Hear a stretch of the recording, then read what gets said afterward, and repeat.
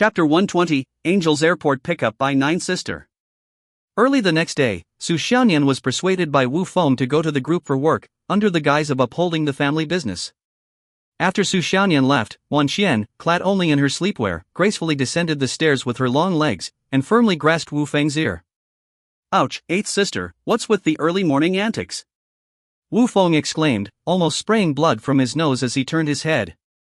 Goodness gracious, eighth sister was indeed wearing nothing, not even undergarments. "What are you looking at? Haven't you seen it before?" Wan Xian glared fiercely at Wu Feng. Wu Feng smirked, "I've never seen you in the nude before." "You rascal, trying to flirt, huh?" Wan Xian directly employed a martial arts move. "I'm sorry, eighth sister." Wu Feng quickly pleaded, "I won't dare to flirt with you anymore." Wan Xian rolled her eyes and then released her grip, crossing her arms and coldly inquiring, "What happened last night?" "It was just a regular night." Wu Feng's gaze wandered evasively. "No, something's not right." Wan Xian shook her head, sitting elegantly on the sofa. "Last night, you looked at Lu Minghui strangely." Wu Feng looked at Wan Xian in surprise. "What's wrong with that? Why would I have any strange looks towards him? I'm not homosexual. I just feel that Lu Minghui is a fraud, yet your eyes had already concluded he was one early on.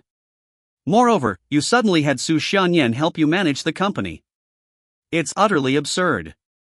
Are you hiding something from me?" Wan Qian's observations were remarkably keen. "No. Nothing." Wu Feng shook his head. "To tell or not to tell?" Wan Qian extended her hands, suggesting she might straighten things out with Wu Feng again. Wu Feng shook his head. "Tenth brother won't be coming back." Wan Qian's expression darkened. "What do you mean?" Wu Feng explained, "Tenth brother has been killed by someone, and I didn't have the heart to tell seventh sister." "I knew it." Wan Qian shook her head, letting out a long sigh. Wu Feng helplessly spread his hands. "As you know, seventh sister has a kind heart. Knowing that tenth brother was murdered, she's bound to cry for days." Wan Qian nodded. "That's true, but continually hiding it from her isn't right either. Let her go to the company to work and distract herself for a while. Later, I'll buy 2 puppies to bring back. Over time, she'll forget about this matter." Wu Feng smiled. "All right, let's handle it this way then." Wan Qian nodded and turned, gracefully ascending the stairs back to her room. Wu Feng changed his outfit and rode his Kawasaki H4R out, arriving at the pet shop on the street. The entire street was filled with pet shops, offering creatures from ants and hamsters to pigs, chickens, cats, dogs, parrots, and fish. Wu Feng thought it was time to add some vitality to the house. Since the yard's pond was empty, he promptly bought various ornamental tropical fish and turtles. He also bought 2 parrots and a hamster, then headed to the dog section. There were dogs of all kinds, from teddy and huskies to Tibetan mastiffs and border collies. The puppies barked, "Woof, woof." And the Tibetan mastiff's bark sounded like, "Oh." Wu Feng acted. Despite being a rough man, he had a kind heart. He promptly purchased a bull terrier and a Tibetan mastiff. The Tibetan mastiff was half a person tall, looking extremely majestic, an absolute guardian of the house. As for the bull terrier, it was amusing, resembling a cute figure like Yan Wang's son Honglei, with its bright and lively eyes. Upon returning home, Wu Feng first placed the Tibetan mastiff in the yard, then settled the bull terrier in the living room. Finally, he called Yi Xiaozhu and asked her to hire 2 maids and 2 security guards. The maids would take care of the house, while the security guards would watch over and feed the Tibetan mastiff.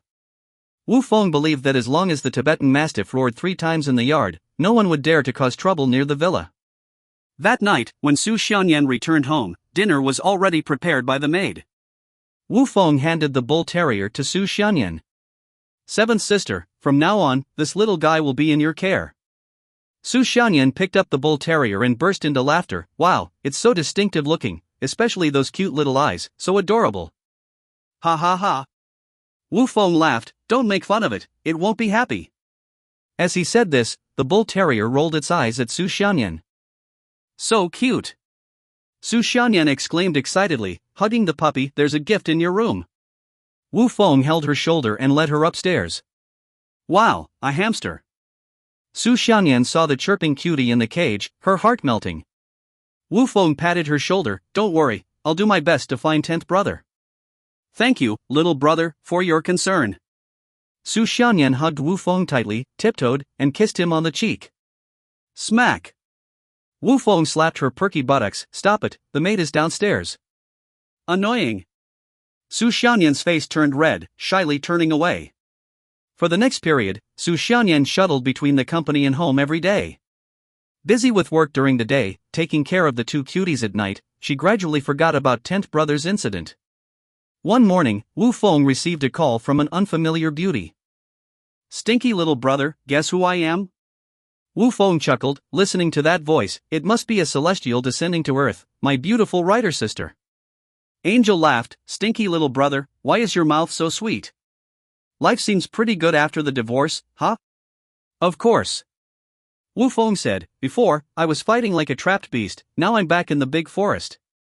Giggle. Angel laughed. Alright, stop it, I'm arriving in Qin City soon, hurry up and come pick me up. No problem, I'll be there right away. Okay, keep it quiet, I'm sneaking back this time, haven't announced my itinerary yet. Got it. Wu Feng hung up the phone, swiftly changed his clothes, and drove his Lamborghini towards Qin City Airport. Upon arriving at the airport, Wu Feng found himself blocked by a surging crowd outside the exit. Countless young men and women were surrounding the exit. They shook signs in their hands, resembling teenage girls chasing stars. What was terrifying was that the signs all bore the name of Angel. Ninth Sister. Didn't Ninth Sister say she hadn't announced her itinerary? If there were to be an announcement, it should have been arranged by the company for airport pickup. But at this moment, it seemed that no one from Vanguard Entertainment had come to pick her up. What's going on? Who leaked Angel's itinerary? Wu Feng couldn't be bothered to think about it. Regardless of who leaked the itinerary, it proved one thing: the popularity of the beautiful writer Angel was truly extraordinary. As countless people walked out of the airport exit, fans frantically shouted Angel's name. Angel, Angel, Angel. The fans shouted for a while, but couldn't see Angel's figure, and gradually quieted down. But Wu Feng spotted a seemingly inconspicuous girl in the crowd. She wore a mask, had slender straight legs, wore flat shoes, and seemed ordinary, yet exuded the aura of a graceful lady. Make way, please, let me through, I'm here to pick up my girlfriend. Wu Feng shamelessly lied, and the fans cleared a path for him. High.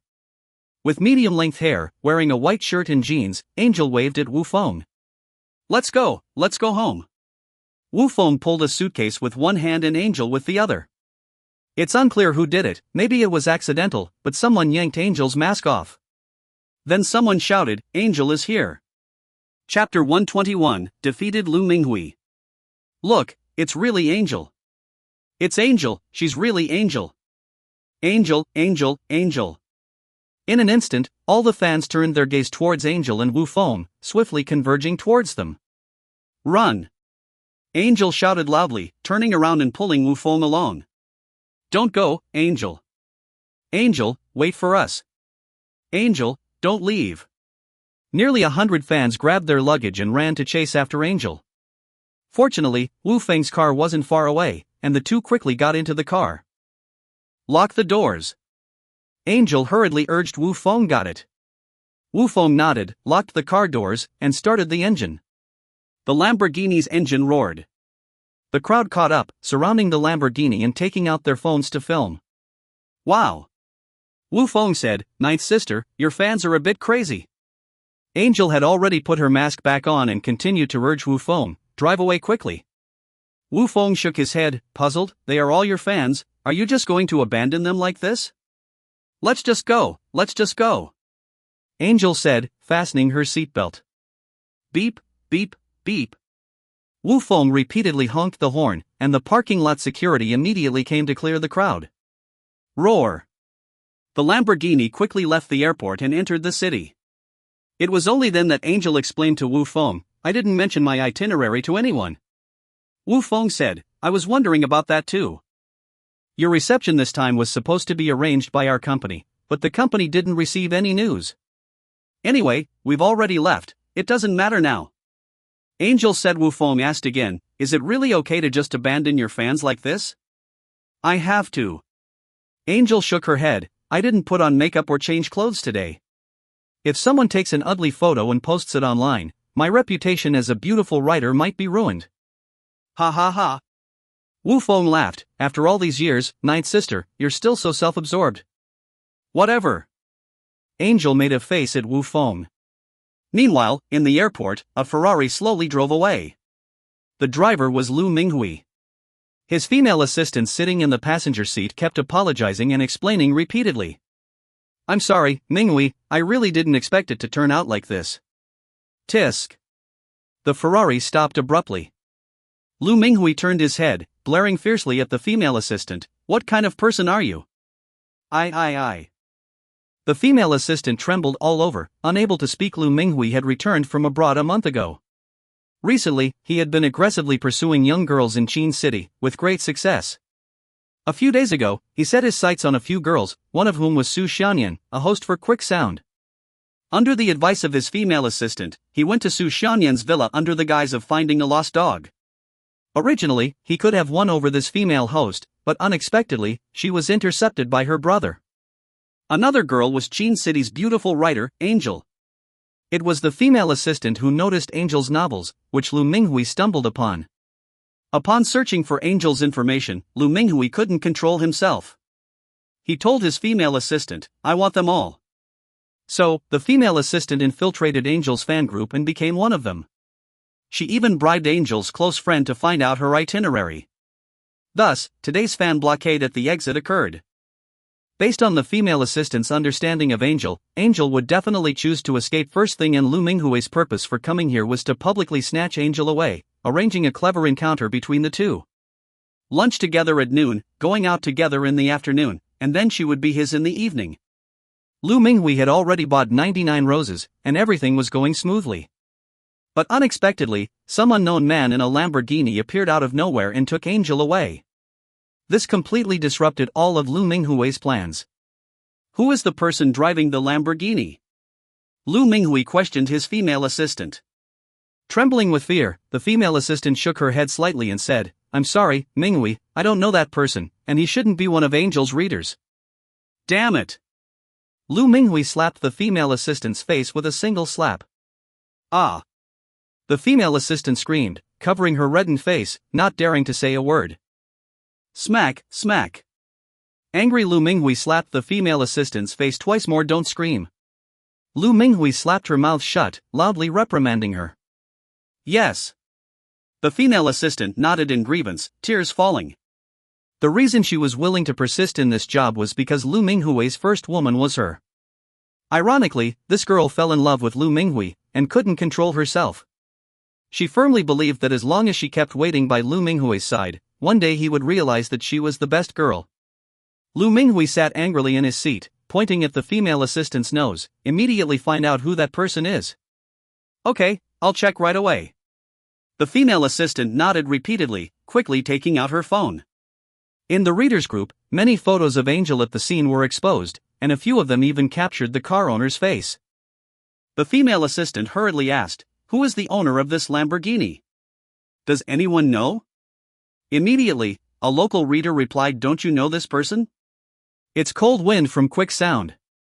Except for Cold Wind, there's definitely no rich second generation in Qin City who dares to snatch away idols from fans.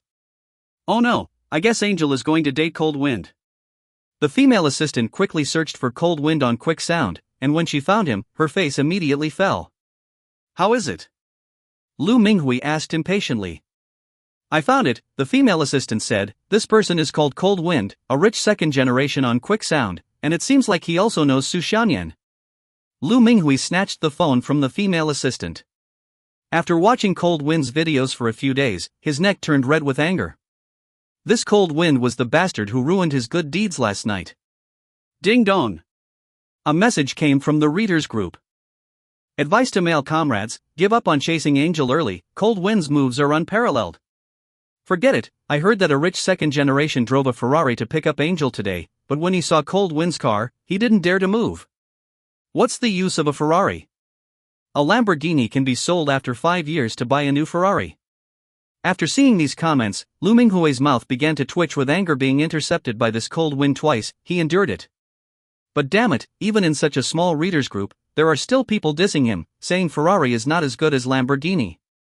Do you know anything about cars? What's wrong with Ferrari? Do you have one? You idiot!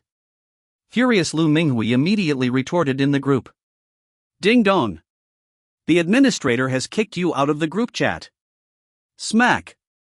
Lu Minghui smashed the steering wheel in anger. What the hell is this? Lu Minghui yelled. The female assistant said, Minghui, don't be angry, the signing event for Angel is in 3 days, I'm thinking of other ways. I don't care how you arrange it, I want both Su Xianyan and Angel, I want them together. Lu Minghui cursed fiercely and drove away. Chapter 122, Angel Targeted. Wu Feng returned to the Prosperity Villa in a Lamborghini. Upon entering the villa, Angel couldn't help but exclaim, Heavens, it's so luxurious, isn't it?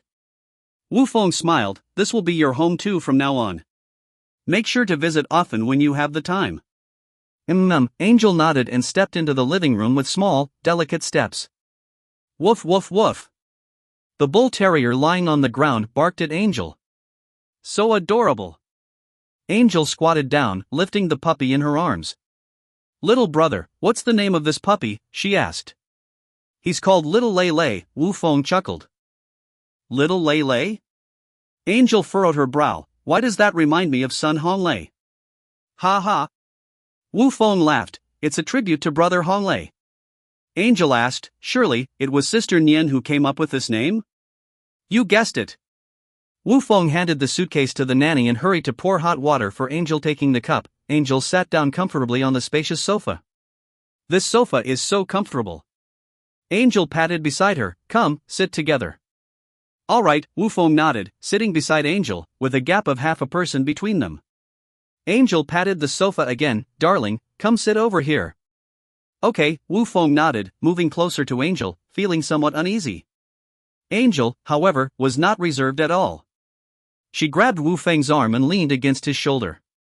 A faint fragrance wafted into Wu Feng's nostrils. Angel's delicate hand was soft, and leaning on his shoulder, he felt content. Interestingly, among the 9 sisters, Angel was not only the youngest but also born on the same day as Wu Feng. If one were to delve deeper, it was uncertain who was born first. But from a young age, Angel called Wu Feng little brother, and over time, she became his 9th sister. When they played house as kids, Angel always liked to call him little husband, and Wu Feng would call her little wife. Then Su Xianyan would jump out and say, Wu Feng is mine. If you dare to marry, I'll be the third party. The two would quarrel fiercely until one emerged victorious. It could be said that Su Xianyan and Angel were definitely the 2 sisters who most wanted to marry Wu Feng. Although now it seemed like mere childhood jokes. But who could guarantee that, to this day, these 2 sisters didn't harbor such thoughts? Drawing circles on Wu Feng's chest with her small hand, Angel asked, darling, who do you think is prettier, me or 7th sister? Wu Feng replied, that would definitely be. That must be? Coincidentally or not, Su Xianyan walked in through the door. Sister Xianyan, you're back too.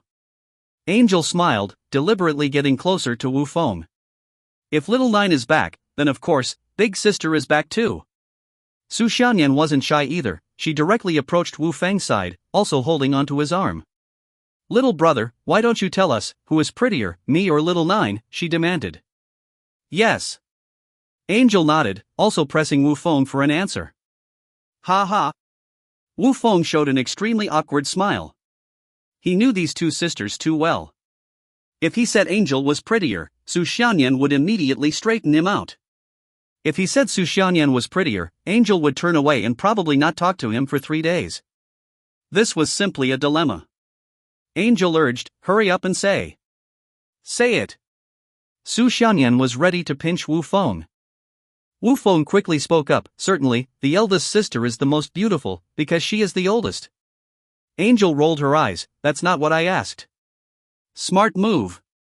Su Xianyan stood up only then Wu Feng awkwardly spread his hands, we're all family, it's important to get along when we first meet, it's not good to argue. Su Xianyan glared at Wu Feng, do you even have the face to say? You've caused a big mess today. I caused trouble? Wu Feng looked puzzled at Su Xianyan. He hasn't done anything today. Angel chimed in. Su Xianyan pinched her waist with slender fingers, really, you've done nothing?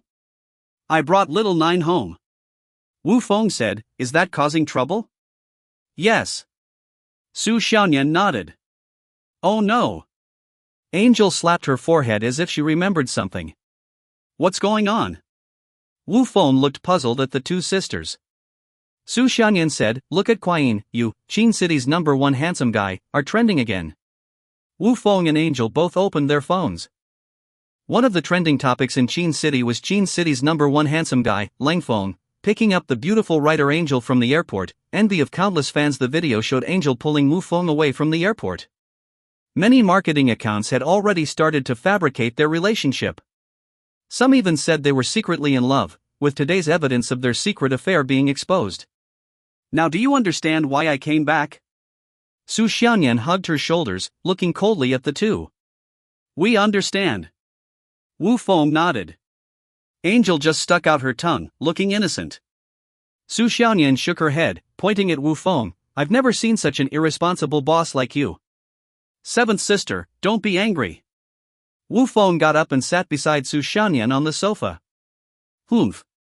Su Xianyan snorted. "Didn't we agree that company receptions should be handled by the company? Why did you go to pick up at the airport alone? Now, the public opinion is starting to ferment. It might affect little Nine's reputation." Angel hastily said, "Don't blame Wu Feng, I called him to pick me up." Su Xianyan looked at Angel angrily. "You still have the nerve to speak? Since you've come back, why didn't you inform me first?" "Seventh sister, isn't this a bit much?" Wu Feng felt that Su Xianyan's temper seemed a bit larger these days. Su Xianyan shook her head. "Several cooperating partners for the signing event want to terminate the contract. I'm overwhelmed right now. The video you see is still polite. Some people directly say that Angel is Lung Feng's mistress, and even dragged me into it." Wu Feng and Angel fell silent, looking embarrassed.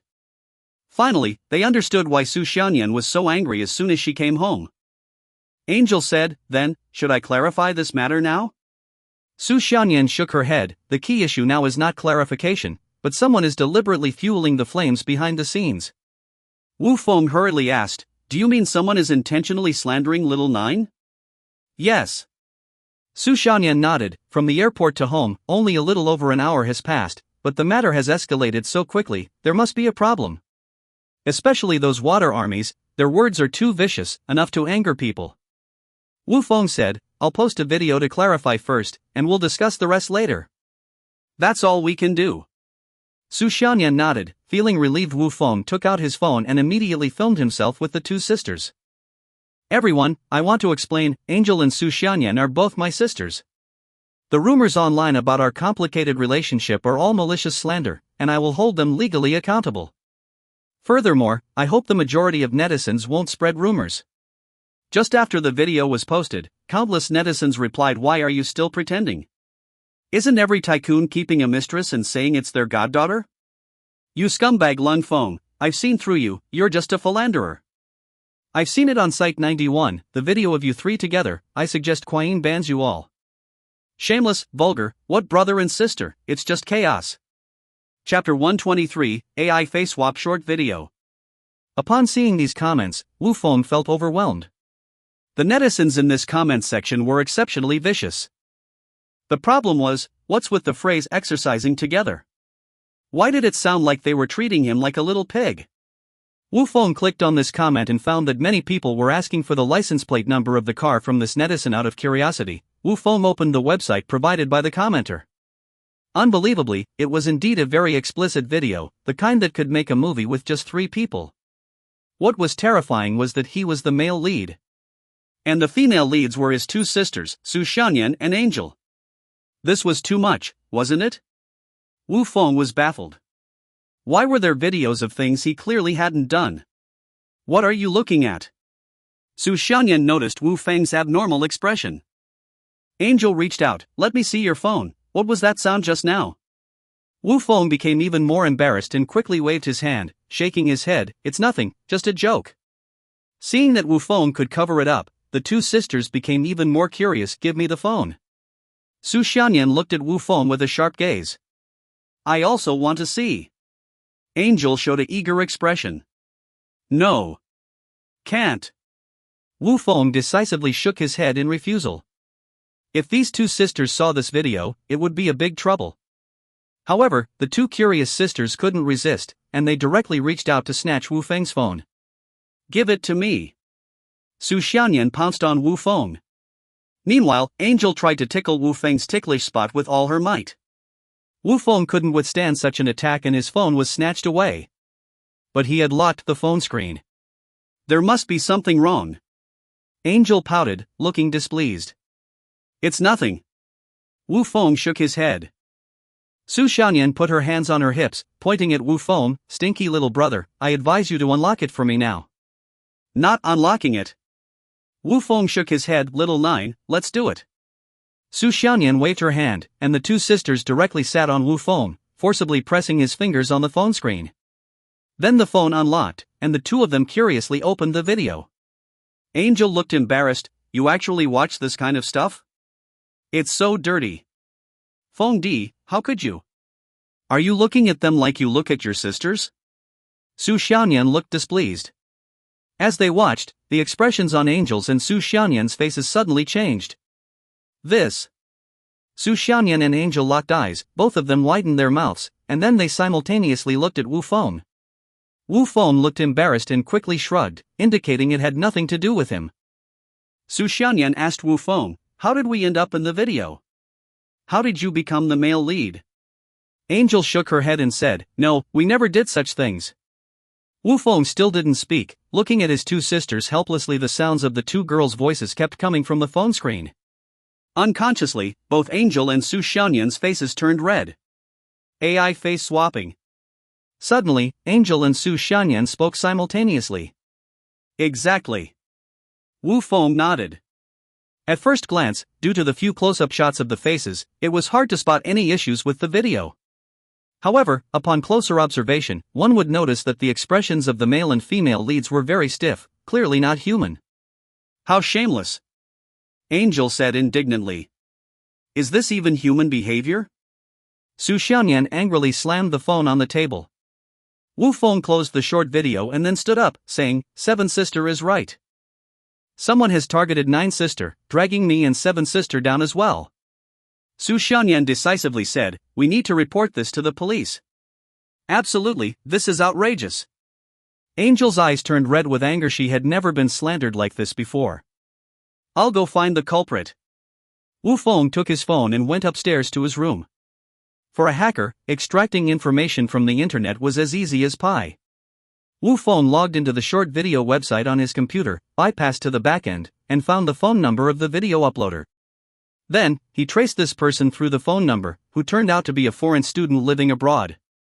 For an ordinary person, this might have been a dead end. But Wu Feng was no ordinary person. He added the student on WeChat, pretending to be a fan. The student was completely defenseless and directly downloaded the software Wu Feng sent. Then, Wu Feng easily hacked into his phone, retrieving all chat records from the software. Finally, Wu Feng pinpointed a person more precisely, a girl named Li Yujia.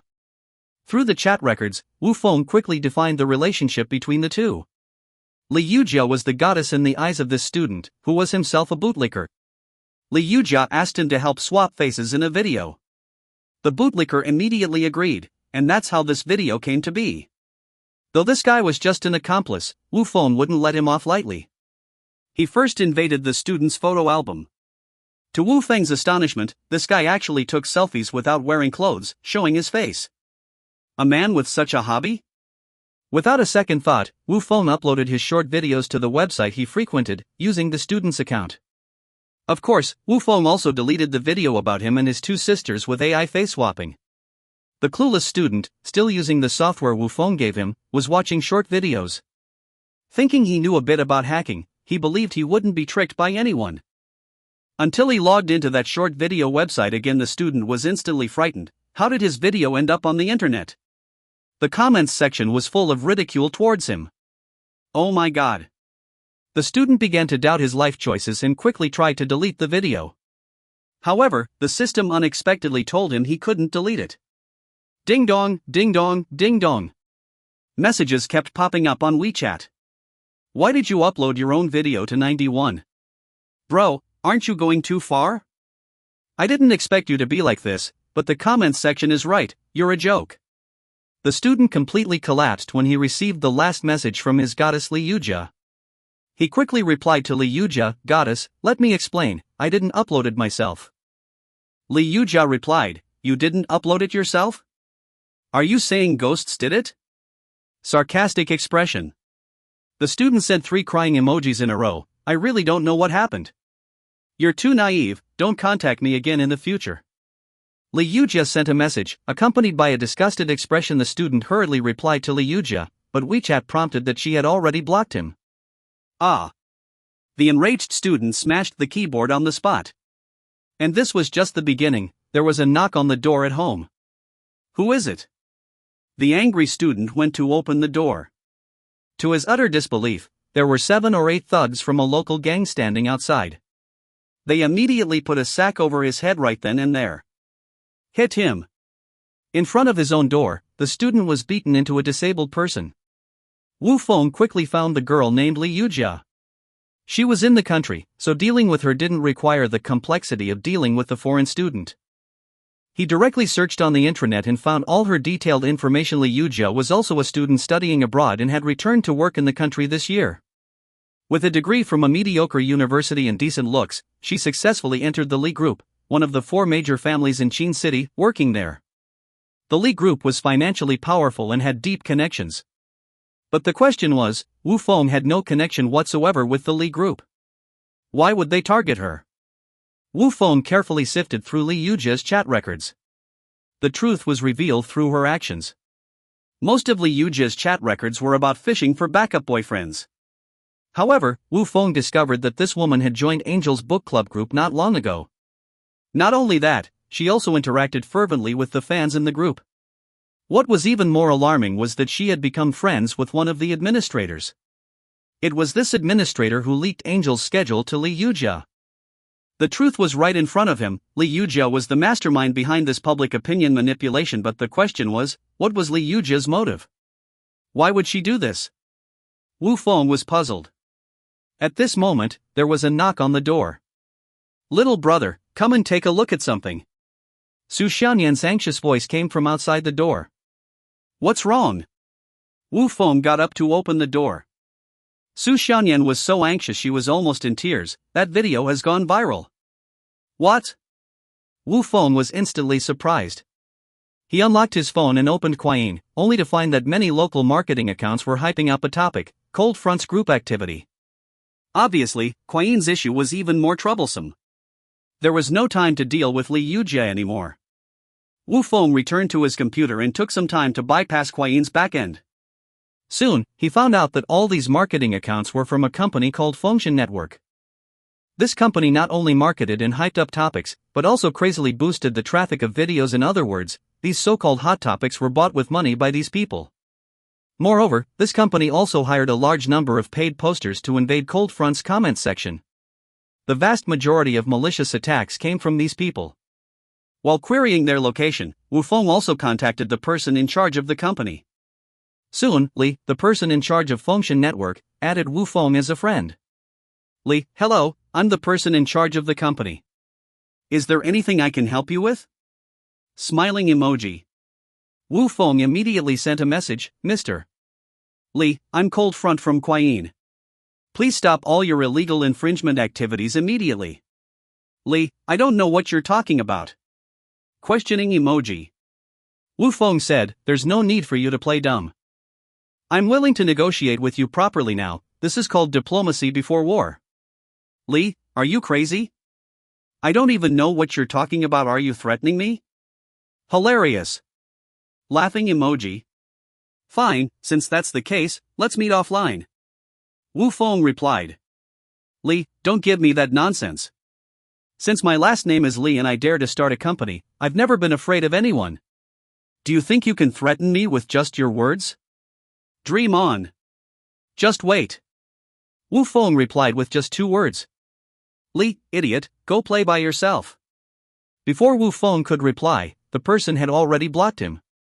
Obviously, this Li was confident because Wu Feng didn't know what he was up to and couldn't find him. Otherwise, this Li wouldn't have been so arrogant on the internet. Putting away his phone, Wu Feng called He Ming. Wu Yi.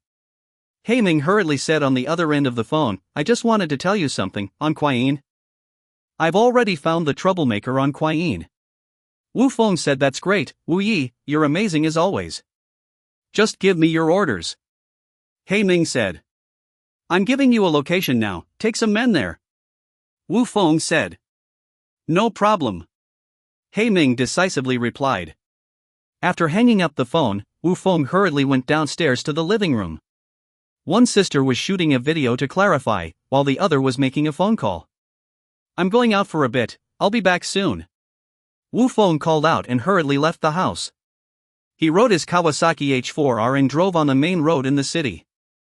Fengshan Network Company was located near the commercial street in the vicinity of the university town. The boss, Mr. Li, was a middle-aged fat man with a large bald spot on his head and a belly bigger than a pregnant woman's.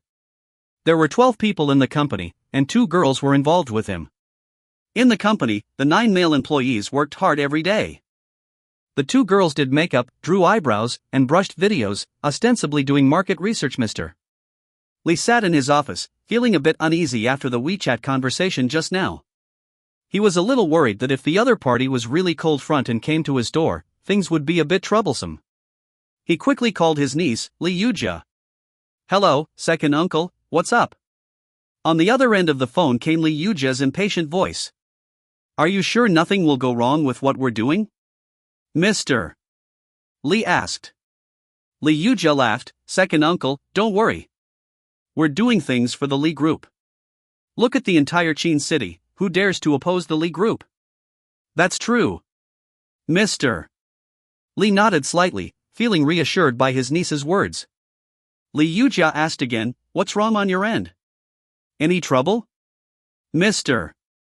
Li nodded and hurriedly said, someone just added me on WeChat and threatened me to delete those videos.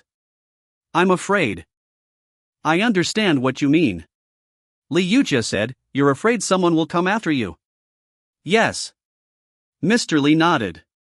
After Li Yujia hung up the phone, a stranger's number called shortly afterward. The other party immediately said, hello, second uncle, I'm a friend of Li's assistant. I heard you're having some trouble. What's going on? Thank you so much. Mr. Li said, a person named Cold Front just added me on WeChat and threatened me to delete those videos. I'm afraid. Ha ha ha. The man on the other end laughed. He said, second uncle, you're in the university town area. Just mention my name, Zhang Laoba, and I guarantee no one will dare touch you. Okay, I'll remember that. Mr. Li nodded repeatedly. At this moment, the secretary rushed into the office. Mr. Li, it's bad, there's a guy outside on a motorcycle who wants to see you. It doesn't look good. I'll go out now. Mr. Li didn't hang up the phone with Zhang Laoba and went straight out of the office.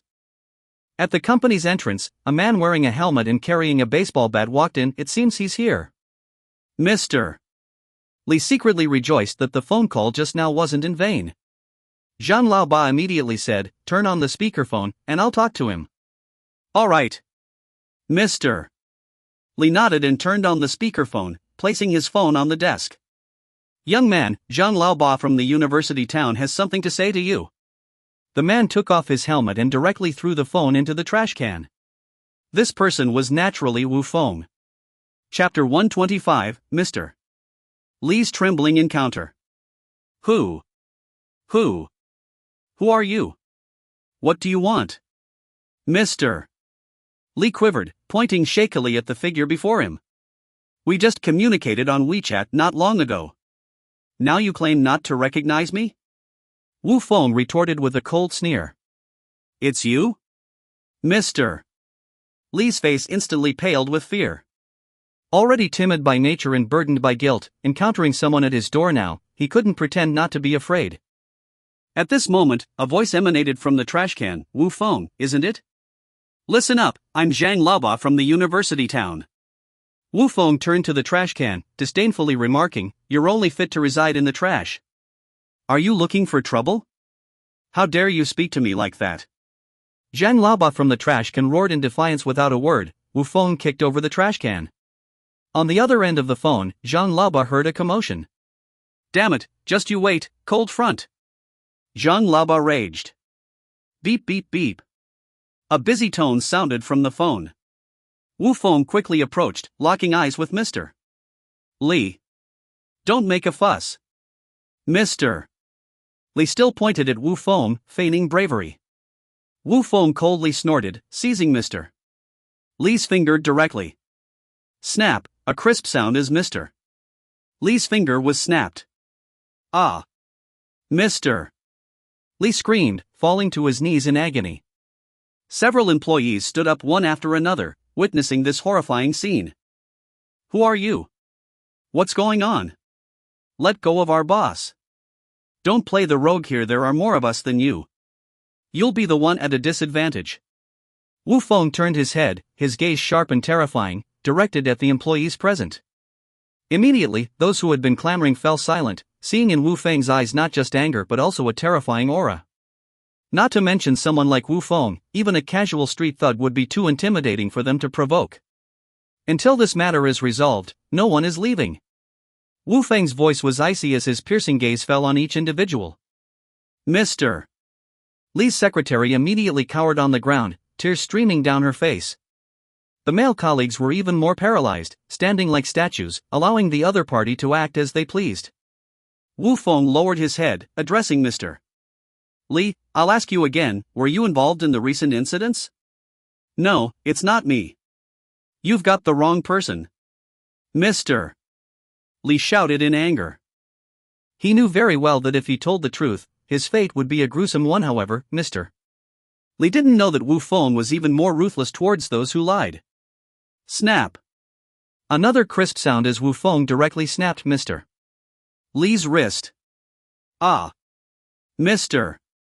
Li emitted a chilling scream, sending shivers down the spines of the male employees in the lobby, their foreheads beating with cold sweat, and their backs turning cold.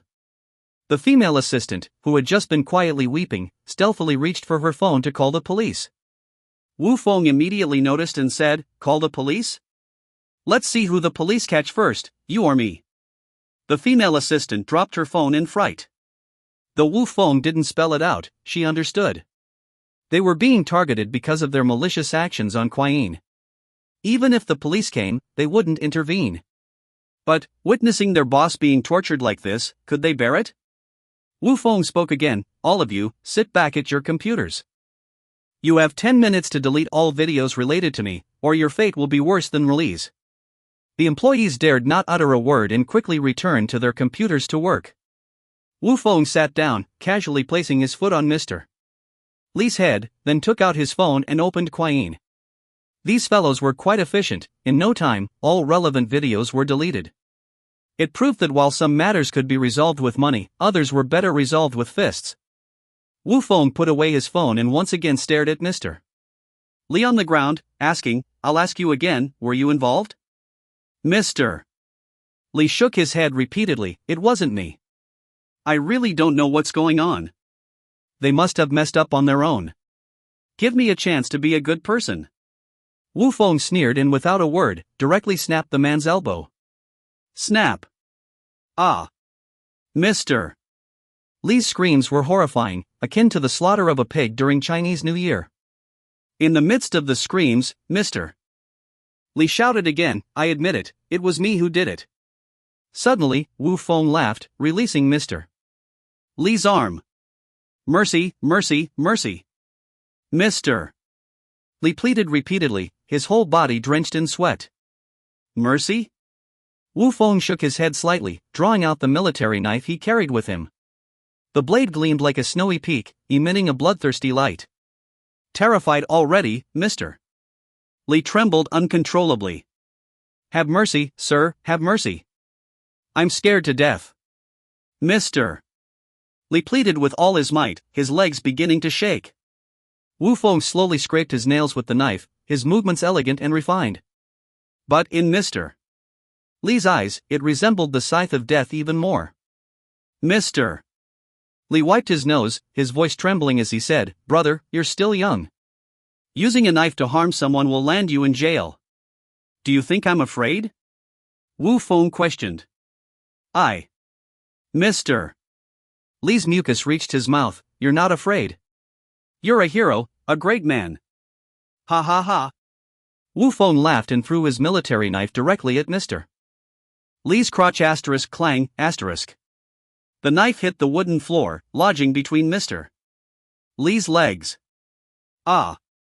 Once again, Mr. Li screamed, feces and urine flowing from his pants, the foul stench permeating the air. Wu Feng kicked Mr.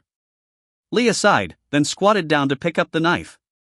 When Wu Feng turned around and pointed the knife at the other employees, the entire company erupted in screams. Is it done? Wu Feng asked. We're done deleting. The employees nodded repeatedly.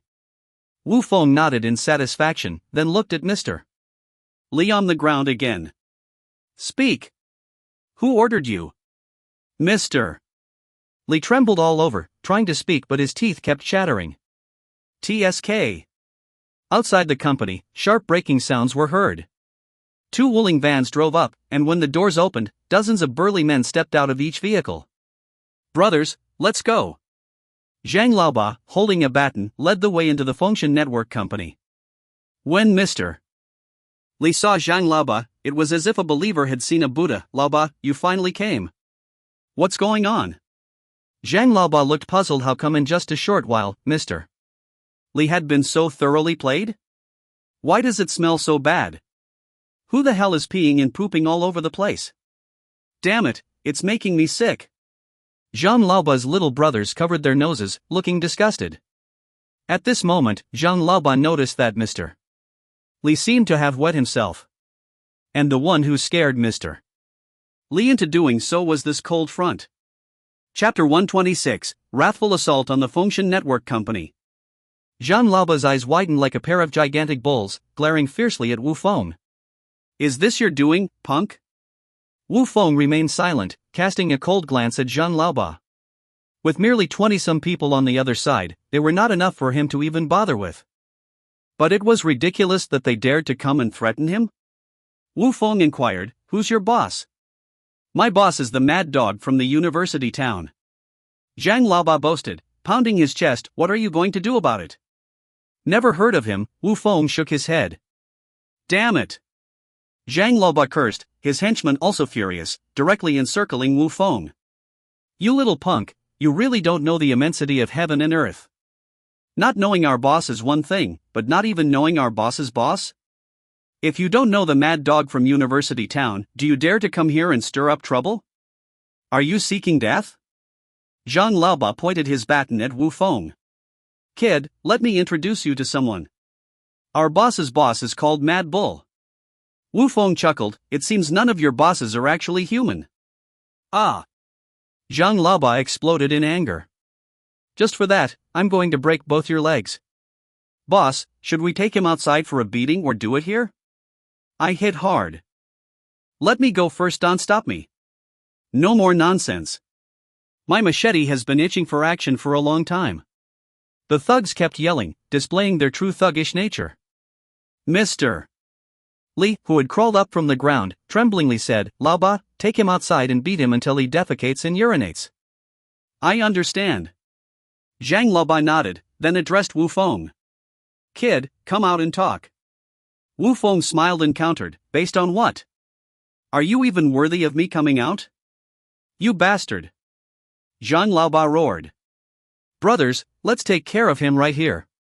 Let's do it. The thugs roared, raising their weapons. Just then, dozens of cars suddenly arrived outside the Fengshan Network Company. The continuous sound of brakes attracted the attention of everyone present. Even those accustomed to the underworld could tell that this was the sound of people from the underworld driving, speeding on the road, then braking forcefully upon reaching their destination. Listening to this sound, there were probably over 100 people outside. The scene was somewhat shocking, and Zhang Laoba and his brothers were all stunned. Mr. Li hurriedly asked, Laoba, do you have reinforcements? Could it be that my boss has arrived? Zhang Laoba asked himself inwardly.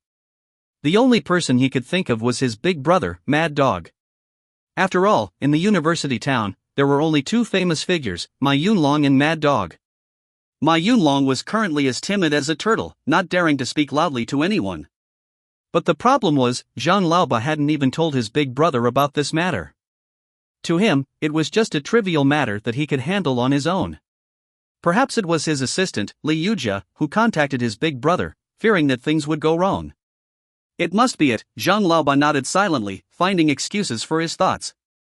Clang! The glass door of the Fengshan Network Company was directly smashed to pieces with an iron hammer. Immediately after, He Ming, along with Big Fei and other tough guys, rushed in. You. Where are you guys from? Zhang Laoba was instantly baffled. Not only were there a lot of them, but their attitude was also extremely arrogant. They certainly weren't from his side. Sorry, Fengya, we got stuck in traffic. We're late. He Ming spoke up, somewhat ashamed. Everyone followed He Ming's gaze and finally all eyes fell on Wu Feng. They saw Wu Feng half lowering his head, slowly taking out a cigarette and lighting it. Hiss, Wu Feng took a deep drag of the cigarette, then exhaled smoke rings from his nostrils. Now, Zhang Laoba was completely dumbfounded. Mr. Li was scared to the point of wetting himself again, and everyone present felt a wave of inexplicable fear. This young troublemaker was actually the Fengya mentioned by these thugs. How could they possibly fight against him? Laoba, let's go, let's talk outside. Wu Feng stood up, patting Zhang Laoba's shoulder. Cold sweat broke out on Zhang Laoba's forehead, and he stood still in place, unable to move. Fengya, where are you from? I've never heard your name in University Town, Zhang Laoba stuttered. Although he had just been arrogant, as soon as he saw so many people on the other side, he would definitely cower. Wu Feng smiled. I'm just an ordinary person. Zhang Laoba was smart, realizing that Wu Feng might be the mastermind behind these underworld figures. So he asked, what should I call the big brother with the hammer? I'm called He Ming. He Ming said coldly, hugging his shoulders. Instantly, Zhang Laoba's legs began to tremble. He might not know who Wu Feng was, but the name He Ming was thunderous. In the underworld of Qin City, there had long been a legend. A fierce man and several brothers with He Ming directly smashed the Dragon King nightclub.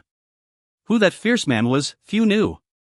But He Ming's name had become a symbol of Qin City. The original four kings of the underworld in Qin City were Tang Long, Mad Bull, Huerbi, and Zhao Feifeng. After Tang Long's demise, many said that He Ming was the successor to the new four kings. After all, He Ming was strong and powerful. He not only recruited many little brothers, but also brought Tang Long's former brothers under his banner. Since He Ming called this Wu Feng Fengya, then this so-called Fengya must be the fierce man who disabled Tang Long. Zhang Laoba felt like he had kicked an iron nail and was bound to get pricked. Zhang Yi, it's a misunderstanding, a misunderstanding. Zhang Laoba hurriedly waved his hand. We're all one family. My boss is Mad Dog, and my boss's boss is Mad Bull. I'm just a small role. It's fine if you don't give me face, but please, give Mad Bull some face. We're all in this together. You help me, I help you. There's always benefits in it. Slap, He Ming swung his hand and slapped Zhang Laoba's face. I deserve this, I deserve this. Zhang Laoba nodded. Let's consider this matter settled. I'll treat you guys later. Everyone, come over. After speaking, Zhang Laoba acted as if nothing had happened and wanted to leave. However, He Ming and his brothers stood still, blocking his way. Want to leave? No way.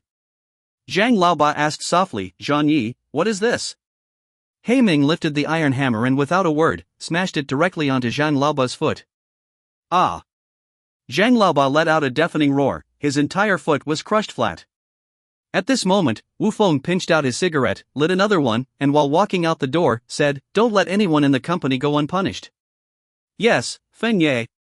He Ming nodded. He waited until Wu Feng left the company, then ordered his brothers to act. Smash it!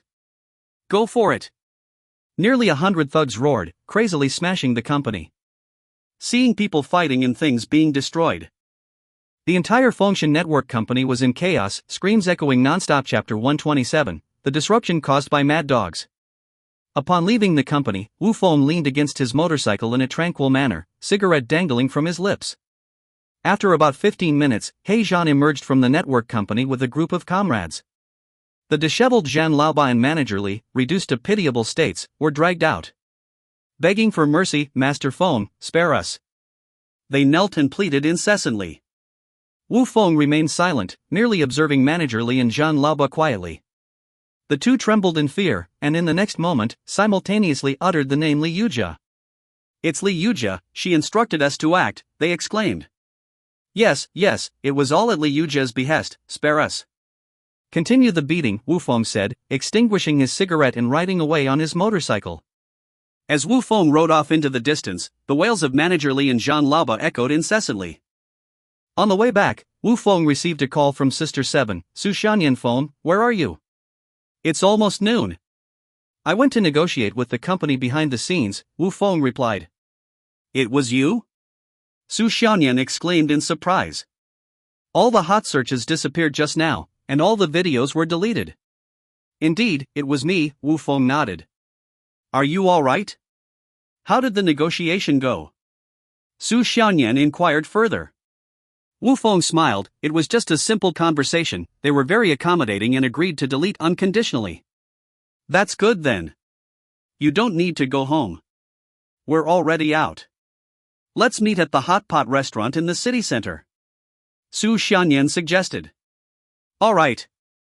Wu Feng nodded, then headed straight to the Hot Pot restaurant in the city center after hanging up. In no time, Su Xianyan arrived in her BMW with Angel. The three of them went upstairs to a private room, ordered hot pot ingredients, opened some beers and soft drinks, and began their conversation. Wu Feng raised his glass, signaling, we've basically figured things out. Who's the mischief maker behind the scenes? Su Xianyan hastily asked, I'm curious too. Angel nodded. I've been in Qin City, I haven't offended anyone. Wu Feng chuckled, I was also puzzled by this until just now when it dawned on me. Don't beat around the bush, just say it. Su Xianyan urged. Don't keep us in suspense, Angel chimed in. The troublemaker is called Li Yujia, an assistant at the Lu Group. Wu Feng revealed. The Lu Group? Su Xianyan shook her head. We have no dealings with that company. That's right. Angel nodded in agreement. At first, I thought the same until I discovered that the son of the chairman of the Lu Group is named Lu Minghui. Wu Feng continued. Lu Minghui? Su Xianyan's expression suddenly changed. She asked anxiously, could it be the same Lu Minghui from last time? Exactly. Wu Feng nodded. It's him. What's the story with this person? Angel inquired. Recently, my dog went missing, and many people came to help me find it. Lu Minghui was one of them. Su Xianyan explained. I publicly exposed Lu Minghui's tricks, and he left in embarrassment. Wu Feng added. I thought the matter had ended there. Su Xianyan shook her head. Yes, Wu Feng nodded. But unexpectedly, this person is so petty and vindictive, seeking revenge against us. In that case, am I also implicated? Angel was greatly puzzled. There's probably only one possibility. This Lu Minghui has set his sights on both you and Sister 7. That's why he caused the traffic jam with his fans' cars. Su Xianyan and Angel simultaneously covered their mouths, utterly astonished and feeling a sense of dread. This person is actually so twisted? Angel shook her head repeatedly. He had never met Lu Minghui in person and couldn't fathom how he could commit such wicked deeds. So disgusting. Su Xianyan dropped her chopsticks, her small mouth pouting with anger. Wu Feng smiled and picked up a pair of chopsticks, placing them in Su Xianyan's hand. Eat and drink as you please, there's no need to let your emotions be affected by a piece of garbage. I'll personally have a talk with this Lu Minghui when I return, teach him how to behave. Wu Feng nodded with a smile. But, you won't fight with him, will you? Su Xianyan asked with some concern. Why would I? Wu Feng laughed. I am a civilized person, of course, I'll reason with him, appeal to his sense of reason and emotion. But what if he doesn't listen to reason? Angel inquired further.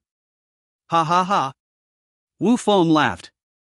If he refuses to listen to reason, don't blame me for not adhering to martial ethics. Ha ha. Both sisters laughed. Let's eat. Wu Feng said. After lunch, I'll accompany you to the hotel venue to prepare. Okay. Su Xianyan and Angel nodded, picking up their bowls and chopsticks to enjoy their meal. After finishing their meal, the three of them arrived at the Qin City International Hotel. Angel's book signing event was being held here, and the company had been setting up the venue since yesterday. As soon as they arrived upstairs, they saw Xiaoya. Mr. Wu, Sister Xianyan, Sister Angel. Xiaoya greeted them excitedly upon seeing the three of them. You've worked hard, Xiaoya. Wu Feng smiled and patted her shoulder. It's nothing, Xiaoya said. I'll do my best with what I can. Let me show you around.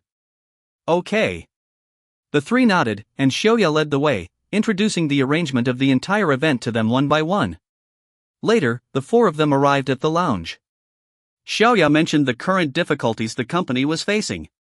Although the hot searches for Qian had little impact now, several investors had already refused to cooperate, which was a fatal blow to the event. Wu Feng directly said, "It doesn't matter. Since they don't want to cooperate, we'll find our own people to collaborate with." Our own people? Xiaoya looked puzzledly at Wu Feng. Wu Feng smiled. "Have you forgotten what the heart clearing group does?" Xiaoya smiled. "You mean?" "Exactly." Wu Feng nodded. The Heart Clearing Group itself is a cosmetics company, so this event will help promote Heart Clearing Group's products, and the expenses will naturally be covered. As the saying goes, why let the fat water flow into others' fields? Most of Angel's fans are female, and females naturally can't do without female products. It's like this event is a strong alliance. Buzz. Just then, Xiaoya's phone vibrated. "Hello, this is Xiaoya." "What?" "I'll be there right away." After hanging up the phone, Xiaoya said nervously, "A group of people suddenly barged into the venue and destroyed our setup." "Who's so bold?" "Let me take a look." Wu Feng didn't hesitate and led the way out of the lounge. In the top floor venue, it was already crowded with a group of swaggering socialites. The lead man, with an explosive hairstyle, had his legs crossed and his feet on the stage, looking like he owned the place. "You must be Wu Feng," the man with the explosive hair spoke loudly. "Who are you?" Wu Feng asked in return. The man immediately said, "I'm Mad Dog, from the University City area."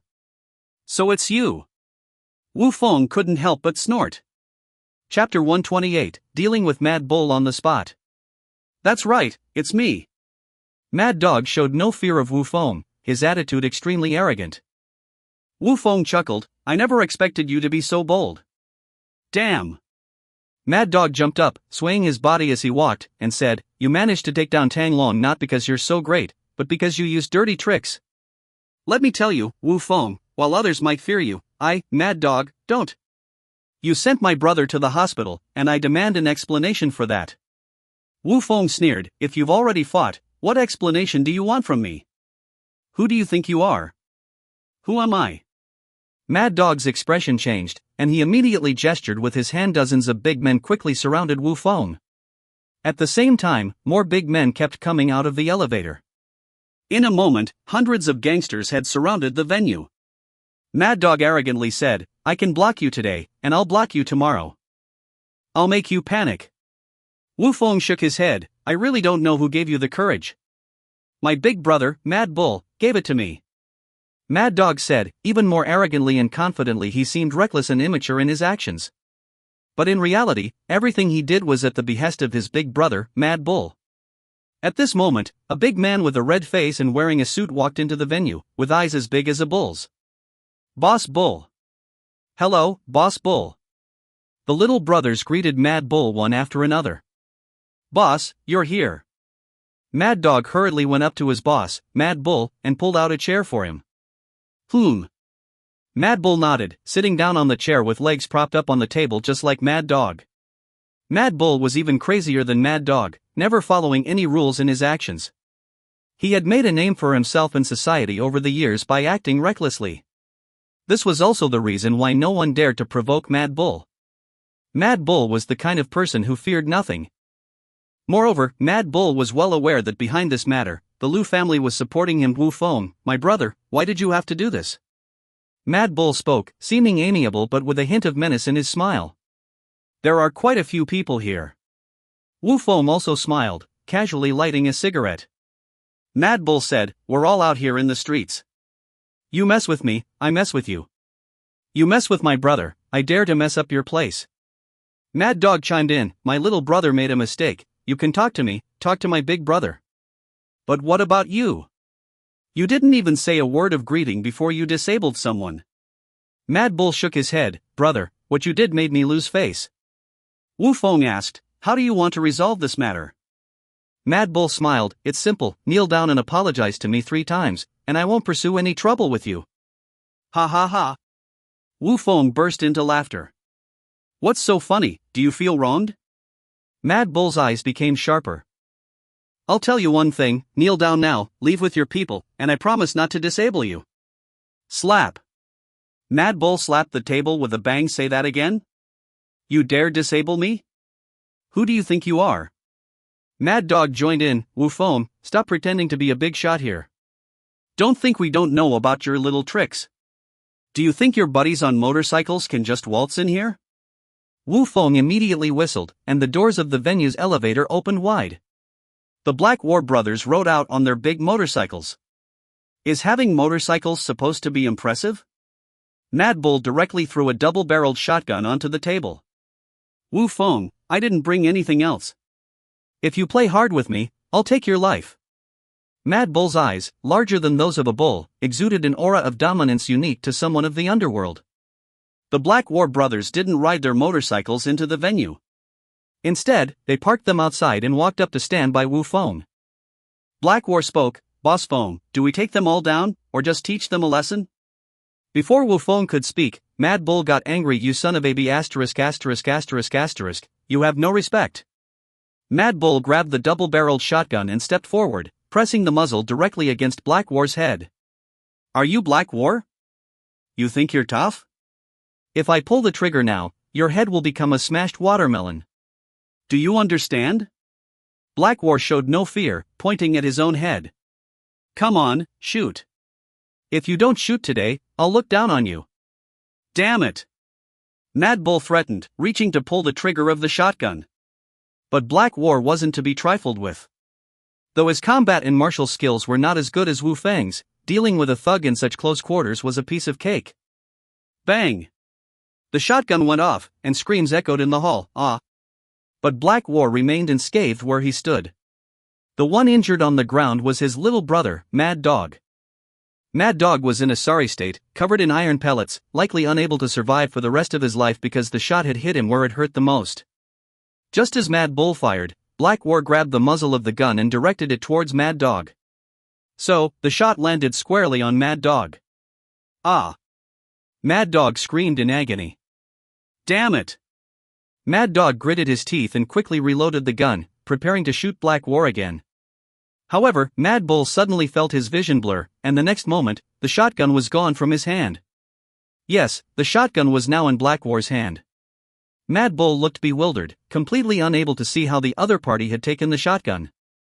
With one hand, Black War held the shotgun, pointing it directly at Mad Bull's vitals. You! Mad Bull pointed at the other party, cold sweat breaking out on his forehead. Wu Feng chuckled. Mad Bull, do you now realize the gap between us? I'm not afraid, shoot if you dare. Mad Bull threatened. Since that's the case, I'll give you some face. Wu Feng nodded. Bang. Without hesitation, Black War pulled the trigger.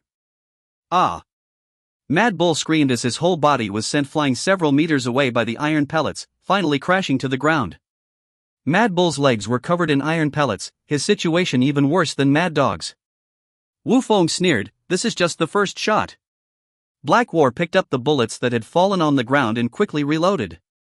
Are you really going to be serious? Mad Bull suddenly felt a wave of fear. In fact, when he fired at Black War just now, he had deliberately aimed slightly off. He hadn't intended to injure Black War, just to scare him a little. But now that Black War had taken the gun, he thought it would just be a scare as well.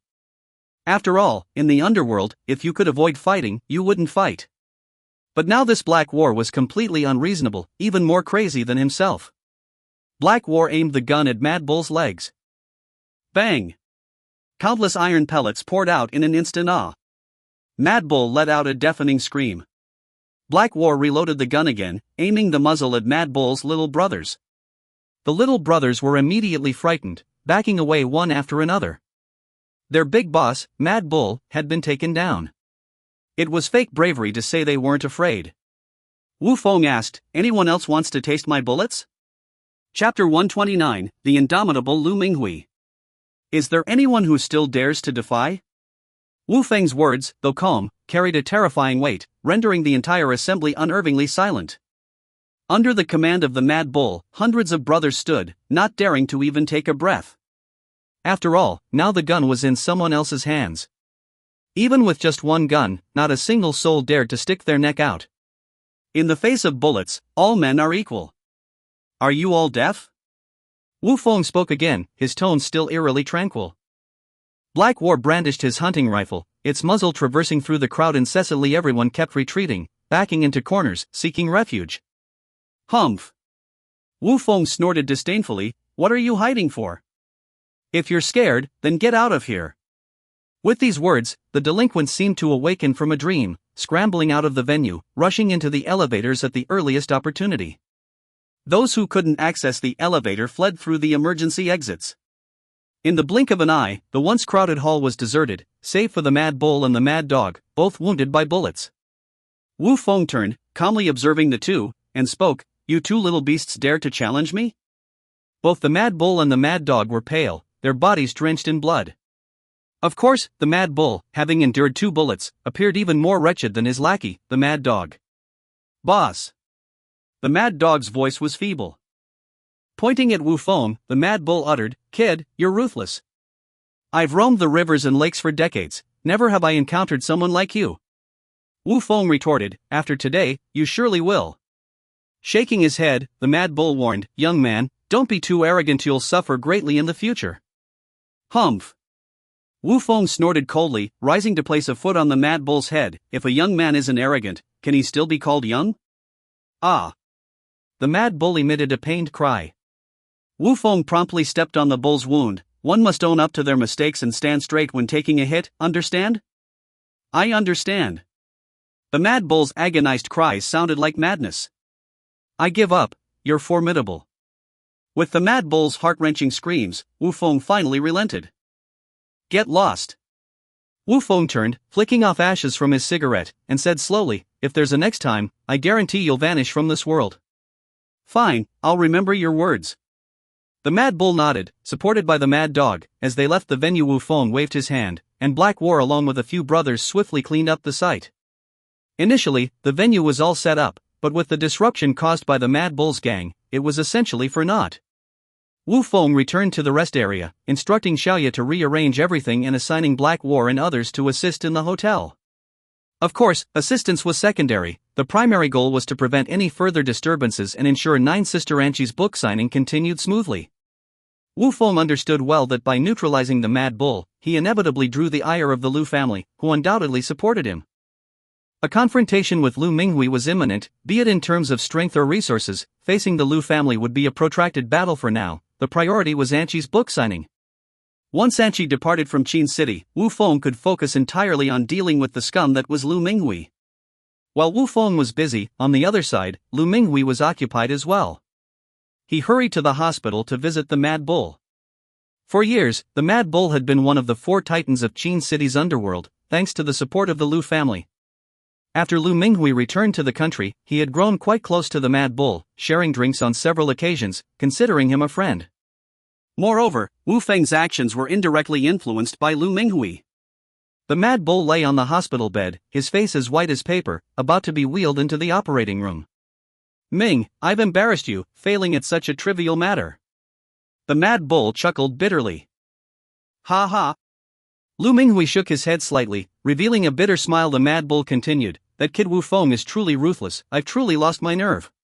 Enough, focus on recuperating. Lu Minghui patted his shoulder. I understand. The Mad Bull nodded repeatedly. I won't mention this to Mr. Lu. You understand well. Lu Minghui nodded in satisfaction. Lu Minghui's father, Lu Tianchen, was a very traditional man. He had long admonished his son never to associate with the unsavory elements of society.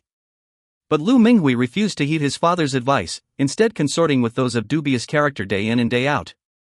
It was precisely for this reason that Lu Tianchen sent his son abroad. Little did he expect that upon Lu Minghui's return to the country, he would not only mingle with such individuals but also stir up major trouble. If Lu Tianchen were aware of this, he would surely have given his son a severe scolding first before attempting to resolve the issue. Therefore, Lu Minghui's purpose in coming here was to silence the Mad Bull, lest he become a disgrace to his father. The Mad Bull spoke again. Ming, if you want to deal with Wu Feng, you'll have to seek out Zhao Feifeng and Huerbi. Can they handle Wu Feng? Lu Minghui chuckled, showing no real interest in dealing with Wu Feng. His concern lay solely with women. The Mad Bull nodded. Wu Feng has revealed his true colors. After trampling on Tang Long in the underworld and then crippling me, Zhao Feifeng and Hu Erbi are bound to be vigilant. I understand your meaning, Lu Minghui nodded. I know Hu Erbi, similar to you. Is Zhao Feifeng a woman? Correct. The Mad Bull nodded. Zhao Feifeng is undoubtedly the fiercest woman in Qin City, without question. Ha ha ha.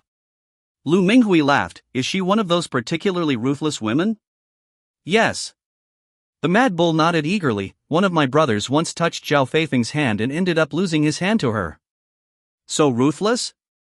Lu Minghui chuckled, suddenly intrigued. Extremely ruthless. You mustn't provoke her. The Mad Bull cautioned. I'm aware. Rest up. Lu Minghui lightly patted the bull's shoulder, then left the hospital with his assistant Li Yujia. Once in the car, Lu Minghui said, immediately contact Zhao Feifeng for me. I want to meet her. Yes. Li Yujia nodded. She didn't know Zhao Feifeng personally, but her network was extensive. After sending a few messages, she obtained Zhao Feifeng's contact information and learned more about her from friends.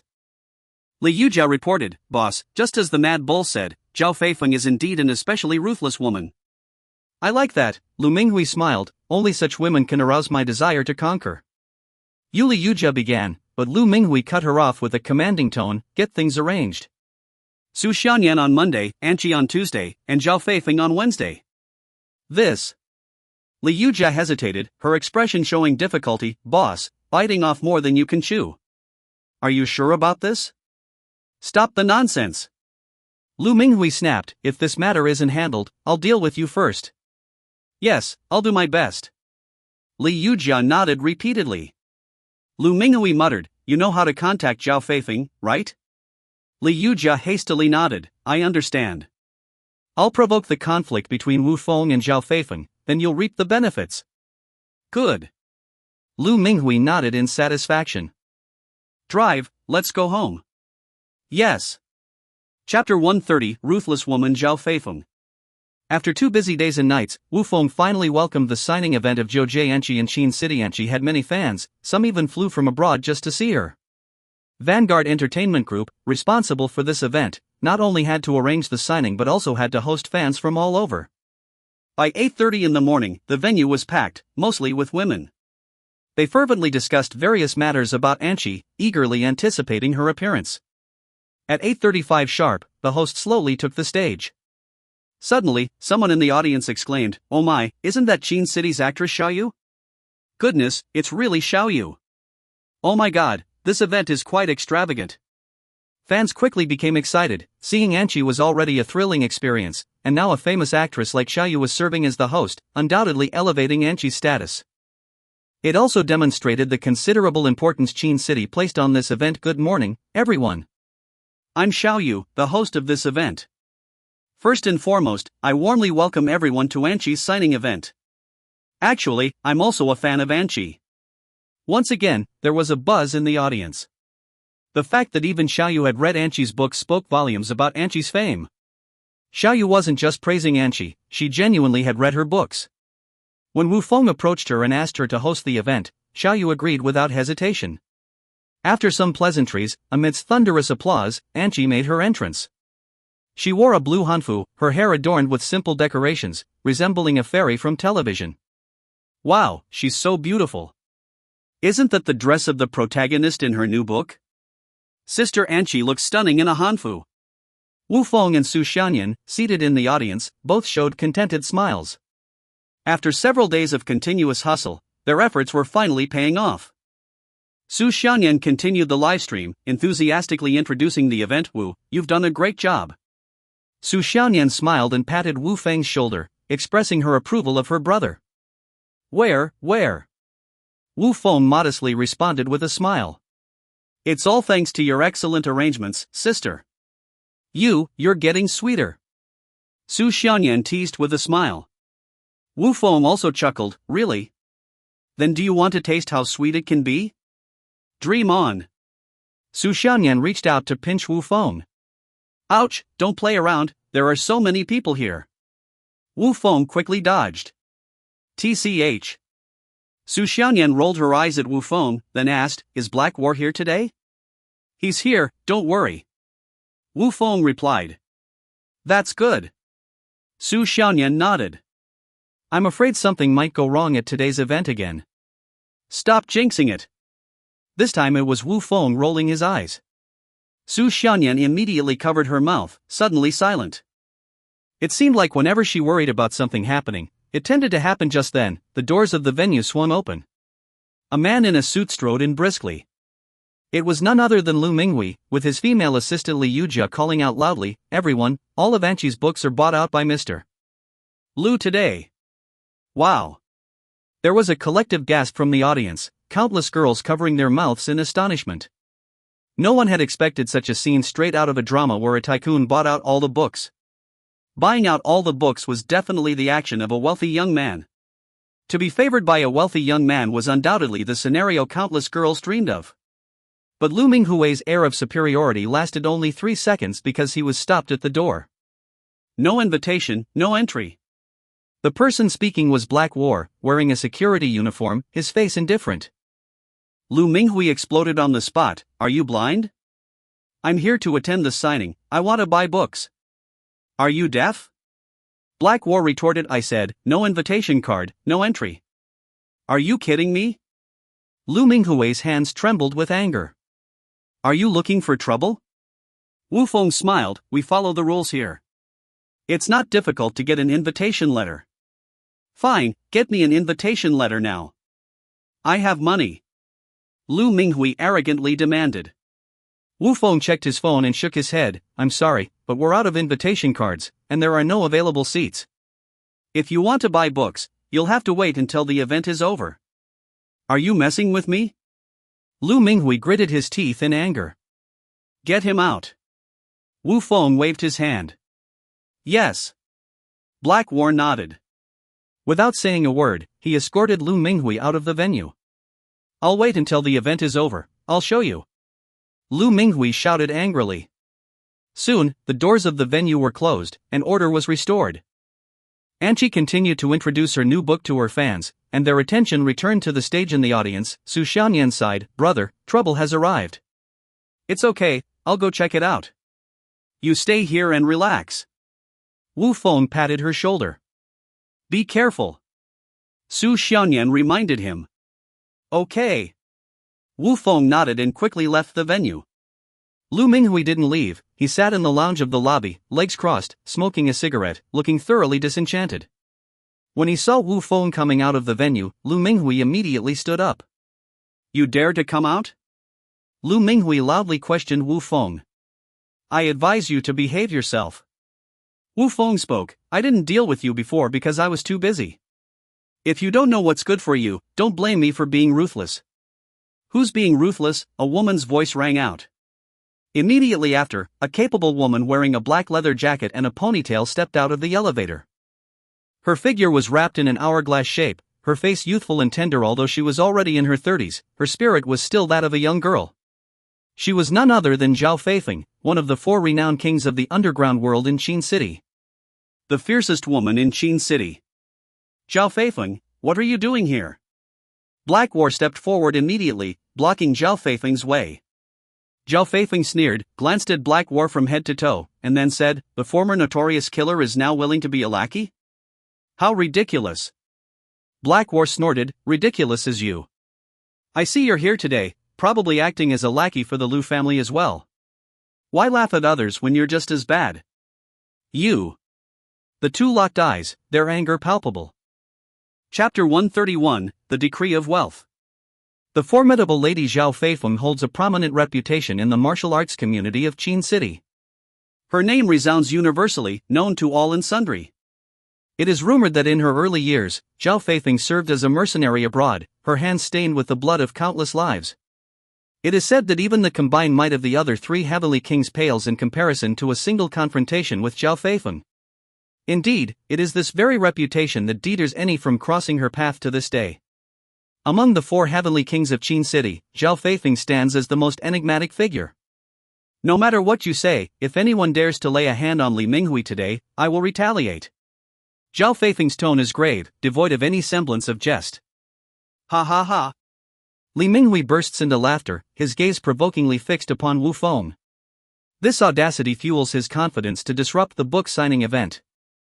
Whoever I wish to deal with, not even the heavenly kings themselves can thwart me. Wu Feng responds calmly, paying no heed to Zhao Feifeng in Wu Feng's eyes. Zhao Feifeng is hardly a concern. The only hesitation lies in whether he should resort to violence against a woman, a preference he does not hold. Approaching Wu Feng, Zhao Feifeng engages in close proximity, their gazes locked. Listen well, Li Minghui is under my protection. Ha ha. Wu Feng laughs, then shakes his head dismissively. You won't be able to protect him. Feel free to try. Zhao Feifeng's voice turns cold as she casually drapes her shoulders. She won't strike preemptively, but neither will she passively endure. As the elevator doors repeatedly open and the doors of the security corridor refuse to close, numerous martial artists from the underworld gather in the grand hall atop the building. Sister Feng. Sister Feng, we've arrived.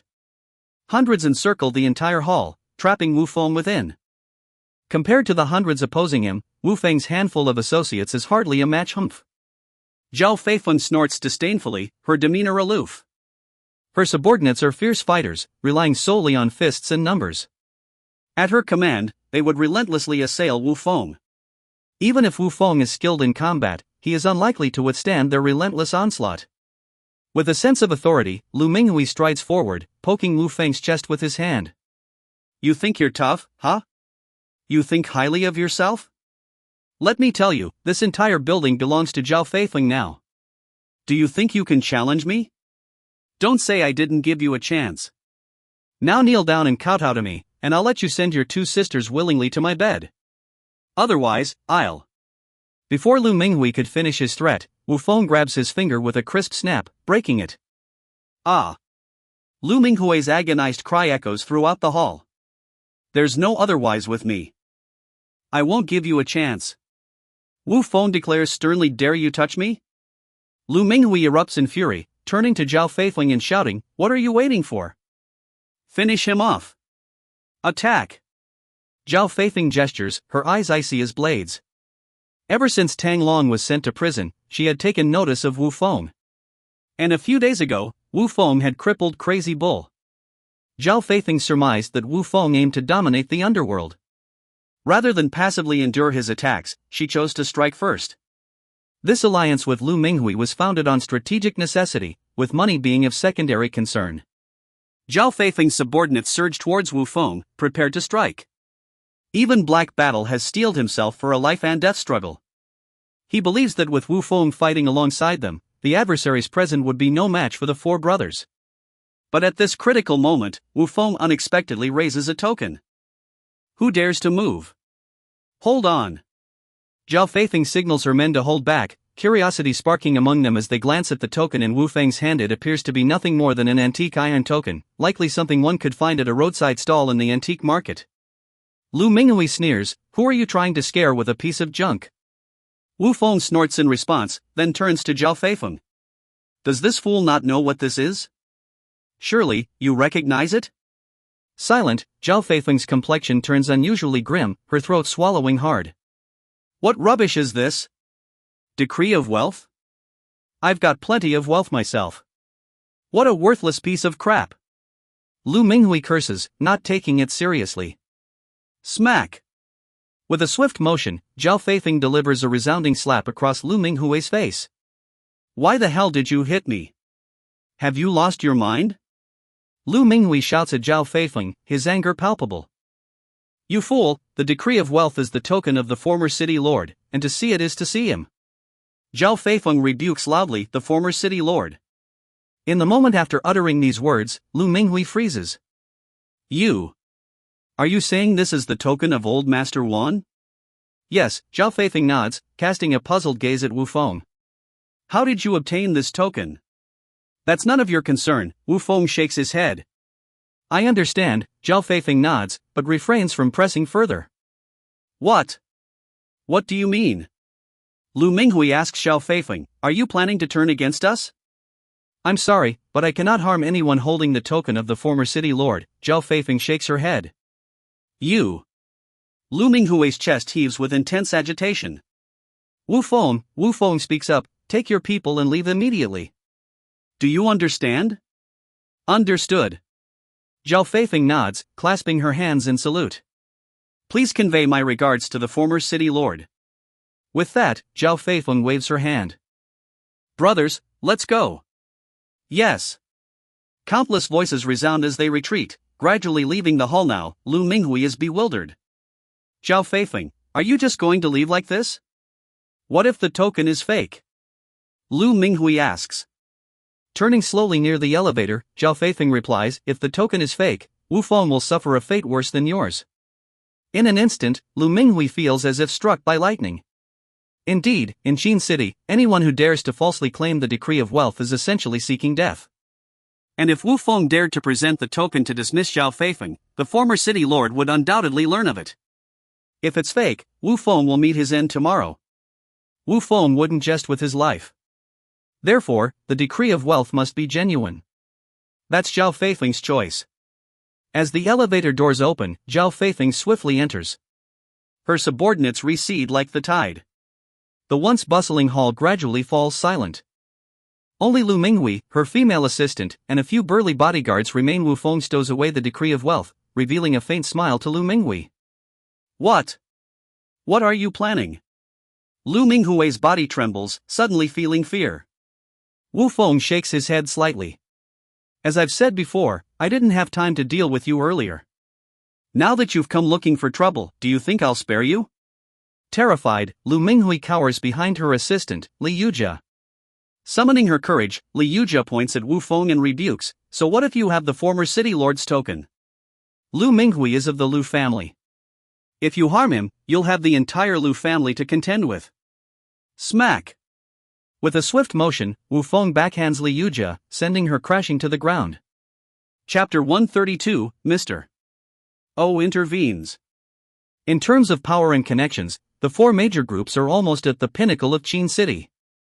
The Lu family's strength is not inferior to the O family, and in fact, it may even surpass it. Even the former city lord wouldn't easily meddle with the Lu family's affairs. This is why Li Yujia dared to confront Wu Feng. However, she didn't anticipate that Wu Feng's response would merely be a slap. Because she doesn't understand Wu Feng.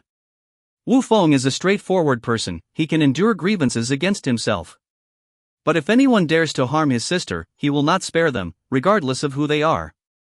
Moreover, standing before Wu Feng at this moment is Li Yujia, who has been causing trouble behind the scenes.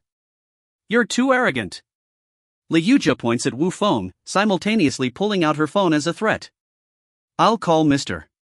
Lu right now. The Mr. Lu in Li Yujia's mouth naturally refers to Lu Tianchen, the chairman of the Lu group. But what can she do? Wu Feng simply utters one word calmly, call. You wait. Li Yujia immediately dials Lu Tianchen's number. But she misunderstands Wu Feng's call. When Wu Feng said call, he meant to Black Battle, not for her to make a phone call. Of course, Black Battle understands Wu Feng's intent. He rushes forward and kicks Lu Minghui to the ground with one swift motion. Ouch!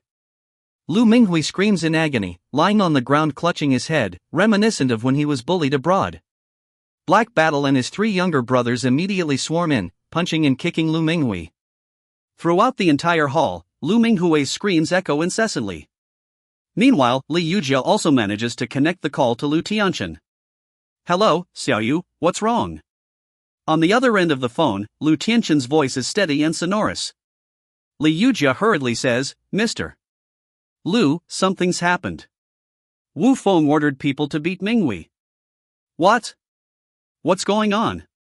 Lu Tianchen stands up abruptly on the other end of the line, his complexion changing drastically. Li Yujia shakes her head repeatedly. What happened doesn't matter now, please find a way to stop Wu Feng, or Minghui will be done for. Lu Tianchen feels his head buzzing and immediately says, pass the phone to Wu Feng. I want to speak with him. Yes, yes. Li Yujia nods repeatedly. After climbing up from the ground, she marches angrily towards Wu Feng and hands him the phone. Mr. Lu wants to talk to you. If you harm anyone from the Lu family, you're finished. Li Yujia says aggressively. Without a word, Wu Feng takes the phone. This is Wu Feng. The voice on the other end immediately says, I'm Lu Tianxian. I'm ordering you now, release my son immediately. Wu Feng chuckles instead. If you plead with me, I might consider letting your son off the hook. But now you're threatening me. Lu Tianxian roars, I know you have some connections with the former city lord, but let me tell you, Xin City doesn't bow to your whims. Wu Feng's voice turns cold. Beat him, just keep beating him. Lu Minghui's screams continuously emanate from the phone. Dad, please save me. He's going to beat me to death. Lu Tianxian shouts frantically, Wu Feng, if you don't stop now, it's a declaration of war against my Lu family. We won't spare you. Let it be a declaration of war. Wu Feng hangs up and throws the phone into the trash can. At this moment, Li Yujia is dumbfounded, staring at Wu Feng with wide eyes. She thought that once Wu Feng answered the call, he would immediately back down. Then she could take the opportunity to vent her anger and trample on Wu Feng. But she didn't expect that Wu Feng would disregard even Mr. Lu. Trembling, Li Yujia points at Wu Feng with quivering hands. You. Smack. Wu Feng delivers another slap to Li Yujia's face. You're hitting me again? Li Yujia's cheeks swell up. Wu Feng sneers, engaging in shady activities behind my back, smearing me and my sisters on the internet. If I don't hit you, should I thank you? Li Yujia retreats in fear, not realizing that Wu Feng has already found out about her actions. Slap, slap, slap. Wu Feng strode forward briskly, delivering 3 resounding slaps. With the final slap, he sent Li Yujia tumbling to the ground. Li Yujia wailed, her cries tearing through the air, filled with unbearable agony. Wu Feng pivoted, seating himself upon the sofa, and lifted a cigarette to his lips. Equality between men and women, he proclaimed. Understood. He Zhan nodded, advancing to seize Li Yujia. Thud, thud, thud. He Zhan's iron fist pounded against Li Yujia's abdomen like a piledriver. She cried out and promptly vomited. Crack, crack, crack. 3 more hefty slaps from He Zhan followed by a spinning kick. Thud. The slender Li Yujia was sent flying several dozen meters away, unconscious from the fall. This was the result of He Zhan holding back his full strength, otherwise, with his power, he could have easily killed Li Yujia on the spot. As for Lu Minghui, he fared even worse, beaten into a sorry state, his head swollen like a pig's. Wu Feng flicked the ash from his cigarette, casting a calm gaze upon Lu Minghui. At this moment, Lu Minghui not only lacked his usual arrogance but had also turned into a trembling mess. Have mercy, I beg of you. Lu Minghui pleaded, crawling forward until he reached Wu Feng's feet. Wu Feng pressed his foot against Lu Minghui's neck, lowering his head to question, do you think if it were me underfoot today, you would spare me? Lu Minghui was speechless, once again succumbing to tears of despair. With his temperament, once in power, he would never show mercy. Not killing Wu Feng would be the least of it. Now that Wu Feng was in a dominant position, wouldn't he also seek to eliminate him? I was wrong, I won't dare again, please spare me. Lu Minghui wailed, snot and tears streaming down, utterly nauseating. Wu Feng waved his hand. Break 3 of his legs. Yes. He Zhan nodded. Hold on. The elevator doors opened, and Mr. O stepped out briskly, approaching Wu Feng directly. Mr. Oh, you're here? Lu Minghui saw Mr. O as if he had found a lifeline. Mr. Oh, please save me quickly, Wu Feng wants to kill me. Mr. O sighed, shaking his head. Wu Feng, don't act rashly. Turning to Wu Feng, he said, I received a call from Lu Tianxian. As you know, I have some acquaintance with him. I know. Your fury must stem from Lu Minghui's unforgivable actions. But my old man still hopes to plead with you for some leniency. Let's stop here, don't continue further. Wu Feng stubbed out his cigarette in the ashtray, remaining silent for a long while. The relationship between him and Mr. O was intricate. Not only had Wu Feng saved Mr. O's life, but Mr. O was also the biological father of Wu Feng's beloved sister, Gu Xin. Mr. O was someone Wu Feng could absolutely trust. Wu Feng could refuse Mr. O's request, and Mr. O wouldn't blindly protect Lu Minghui. Even if Wu Feng went to war with the Lu family, he believed Mr. O would stand by his side. After a long pause, Wu Feng nodded. Very well. Mr. O finally breathed a sigh of relief. Chapter 133, What malicious intentions could a girl have? The thoroughly disheveled Lu Minghui and Li Yujia were taken away. Mr. O led Wu Feng to the floor-to-ceiling window, pouring 2 hot cups of tea before they began their discussion. Both men were astute and didn't dwell on the reasons behind the incident but rather focused on resolving the matter. Wu Feng inquired, What did Lu Tianqian say to you? Mr. O shook his head. He only called me, asking for help to save his son. And did you help him? Wu Feng countered yes. Mr. O nodded. But I also made it clear to him that I could intervene only if this matter is resolved peacefully, otherwise, I won't assist him. So, Lu Tianqian agreed to that? Wu Feng asked. He dared not disagree. Mr. O nodded, adding, I understand your temperament, but dealing with the Lu family won't be easy. I understand your point, Wu Feng said. I don't like stirring up trouble, but once it's stirred, I'm not afraid of it. Mr. O continued, leave the rest to me. Focus on your own affairs and don't worry about the Lu family anymore. Then I'll trouble you with that. Wu Feng nodded thoughtfully, realizing that Mr. O was, in fact, helping him more. Without further ado, Mr. O left the venue. Before leaving, Wu Feng presented Mr. O with a signed copy of Angel's book. Don't come for nothing. Take this as a gift, he said. Ha ha. Mr. O chuckled, taking the book. Believe it or not, our company does have fans of your sister. I'll gladly accept this book. Alright, take care. Wu Feng waved goodbye as he saw Mr. O off. The Black Battle brothers had already cleaned up the hall, leaving no trace of the altercation.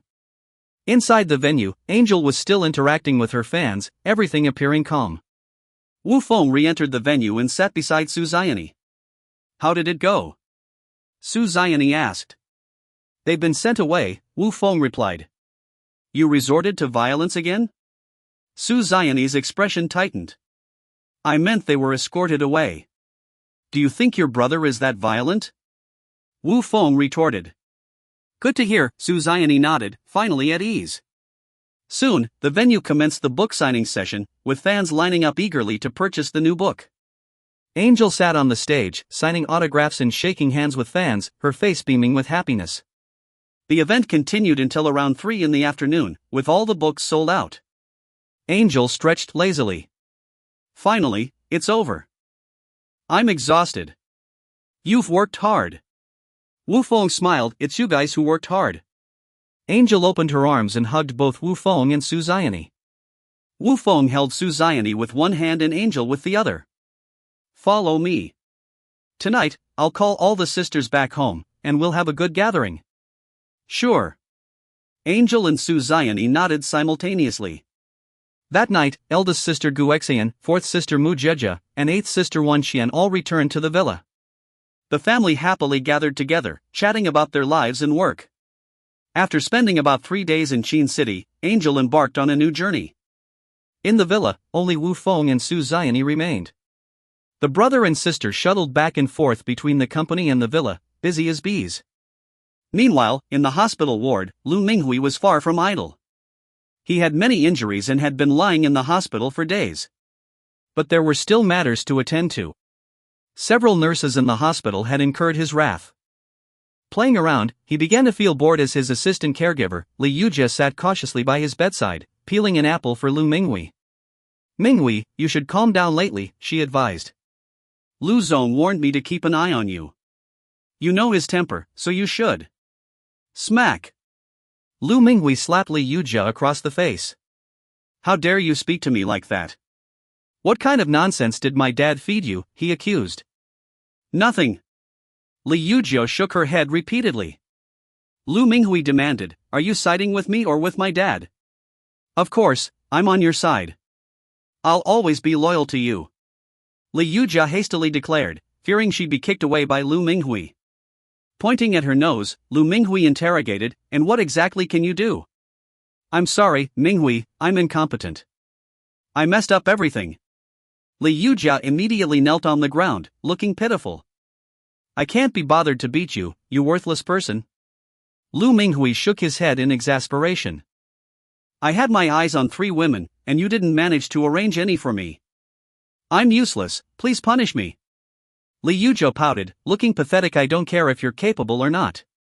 I want a woman now. Lu Minghui began to throw a tantrum like a child. Li Yujia hurriedly said, Lu Zong repeatedly warned that you must not provoke Wu Feng and the people around him again. Lu Minghui roared, of course I know that. He's related to that one family. Can't I even avoid him? Li Yujia looked troubled. So, what do you mean? Besides, there's still Zhao Feifeng. Lu Minghui continued. It's all because of that bitch.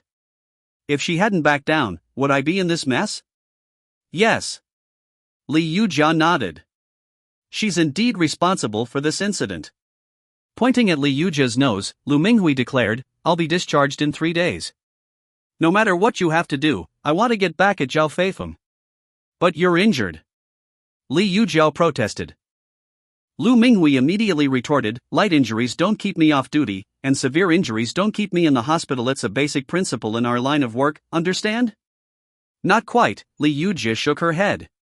Lu Minghui shouted, an old general may be past his prime, but can he still fight? Answer, yes. Oh, all right. Li Yujia nodded, seemingly understanding. The next morning, Li Yujia called Zhao Feifeng. Hello, Sister Feifeng, it's Li Yujia. On the other end of the phone, Zhao Feifeng's tone was serious and cold. What's the matter? Do you need something? Li Yujia quickly explained, Sister Feifeng, it's like this. Minghui was accidentally injured last time, and Lu Zong is very dissatisfied with the incident. Of course, he's unhappy, but in the face of the Wanjing order, everyone is equal. Lu Tianchen should understand that. Zhao Feifeng immediately responded. Of course, of course. Li Yujia nodded repeatedly. What are you implying? Zhao Feifeng asked.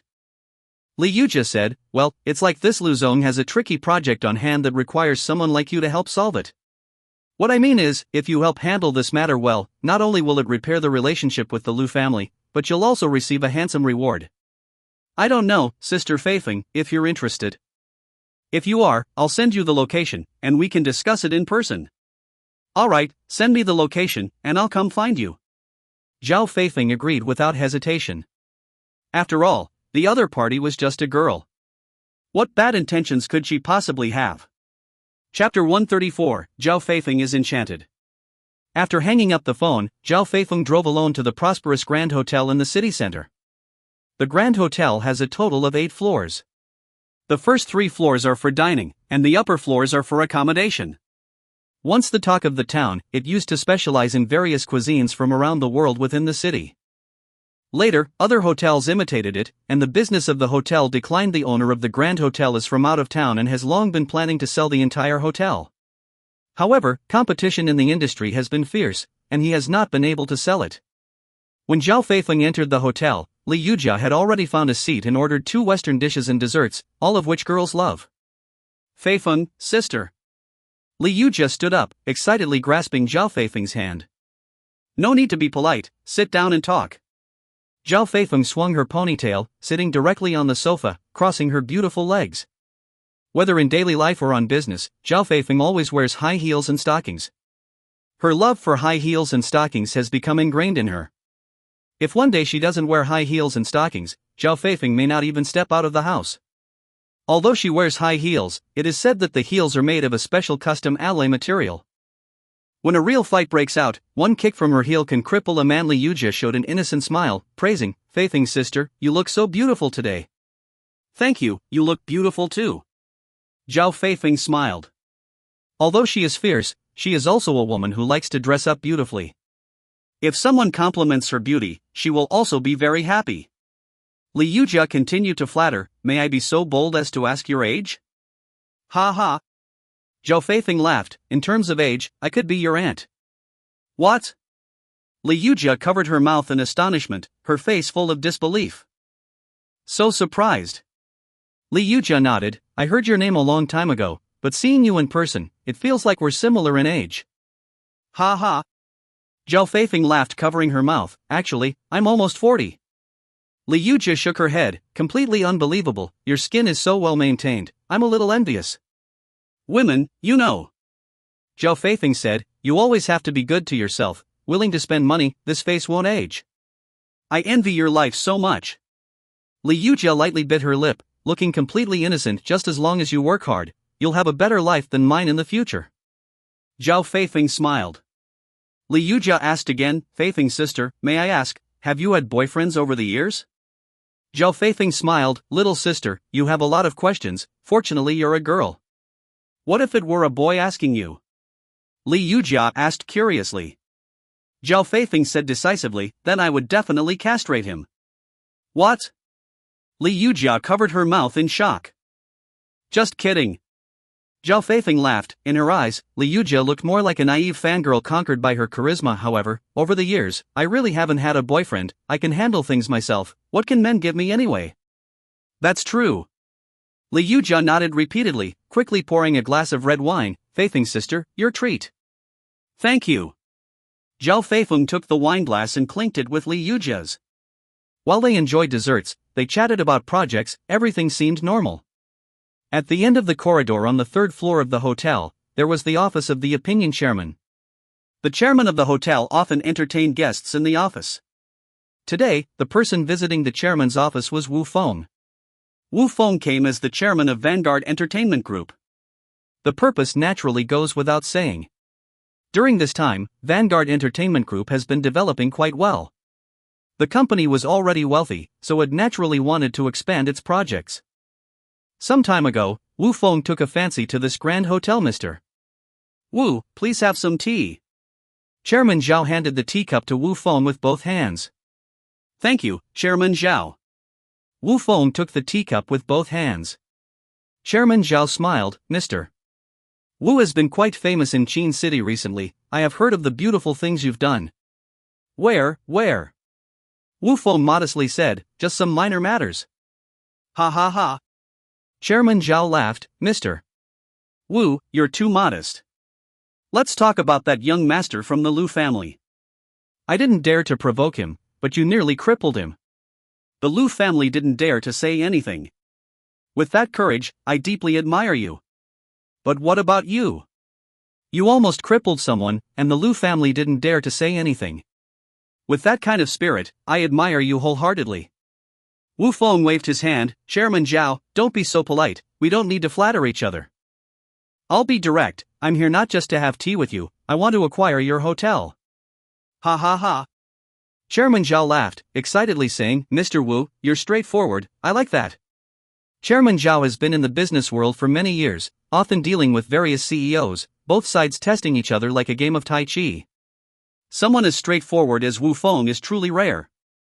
Wu Feng put down his teacup and decisively said, I'll say it in one sentence, you name your price, I'll negotiate, if it's suitable, we can sign the contract today. Today? Chairman Zhao was extremely shocked, almost unable to believe it. Business negotiations have always been a tug-of-war, which could drag on for months, or even a year or two. Yes.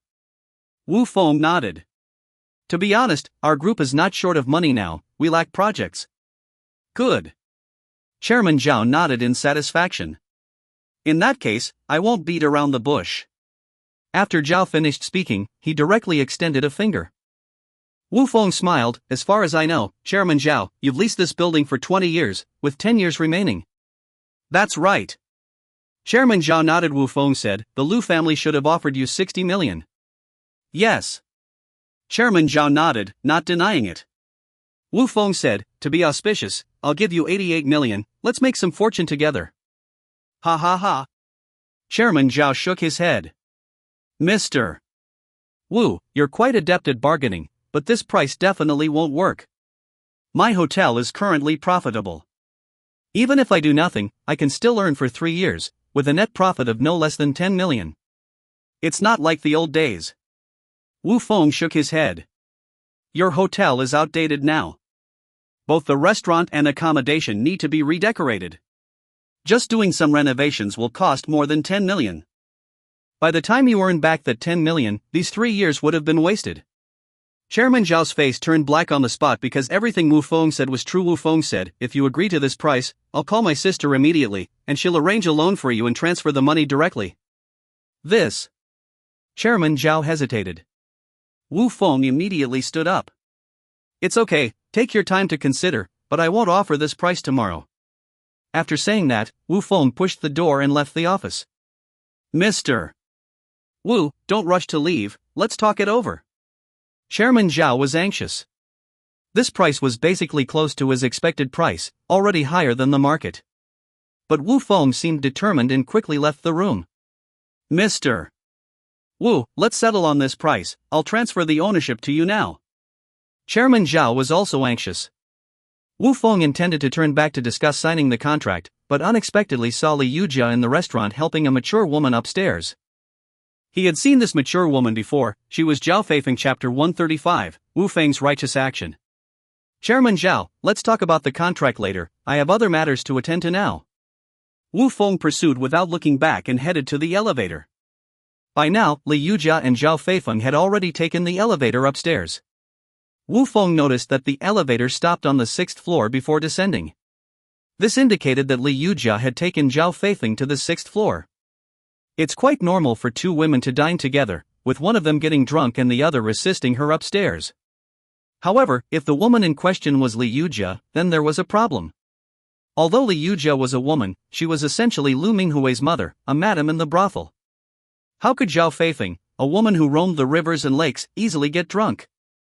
There must be something fishy going on here. Moreover, Wu Feng had always been suspicious of Zhao Feifeng. The last time they met, he noticed a tattoo on Zhao Feifeng's neckline that seemed very familiar to him. Mr. Wu, are you regretting it? At this moment, Chairman Zhao, who was standing behind him, spoke up. I have no regrets. At this price, I'll sign the contract with you later. I really have something urgent to attend to now. Wu Feng's tone was firm, not at all like he was joking. Weren't we supposed to sign the contract today?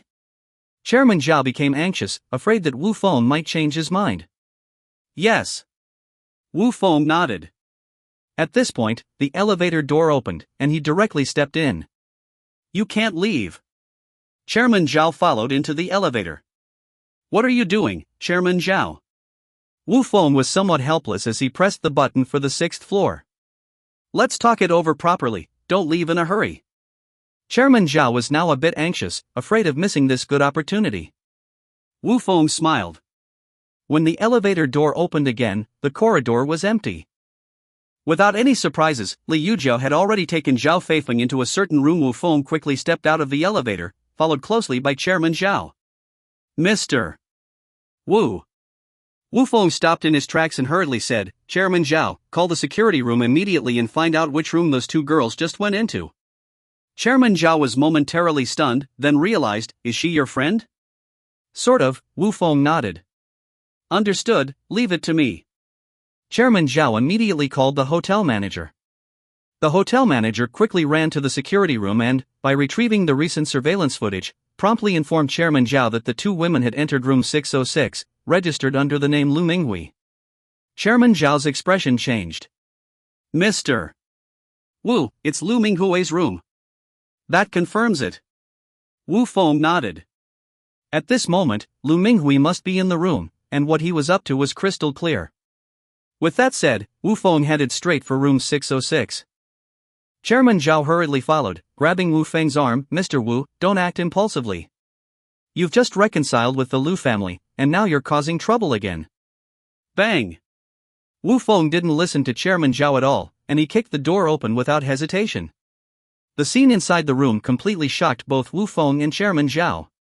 Li Yujia was kneeling on the ground, pulling down Lu Minghui's pants. Meanwhile, the unconscious Zhao Feifeng had her clothes stripped off and was tied to the bed. Wu Feng also got a clear view of the tattoo on Zhao Feifeng's body. It was the unique tattoo of the Tianfeng Pavilion, indicating that Zhao Feifeng was connected to his second sister, Longyan, or even possibly belonged to her.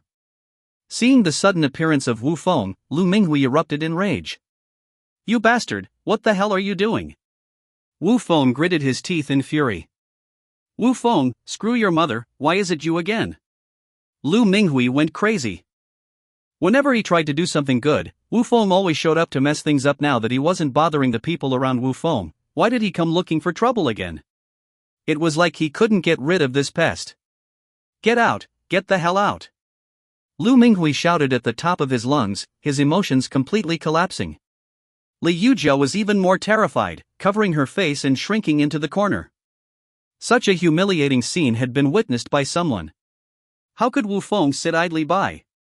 Even if Zhao Feifeng had no connection to Tianfeng Pavilion, even if she was just an ordinary victim, as long as Wu Feng saw it, he wouldn't allow such a tragedy to happen.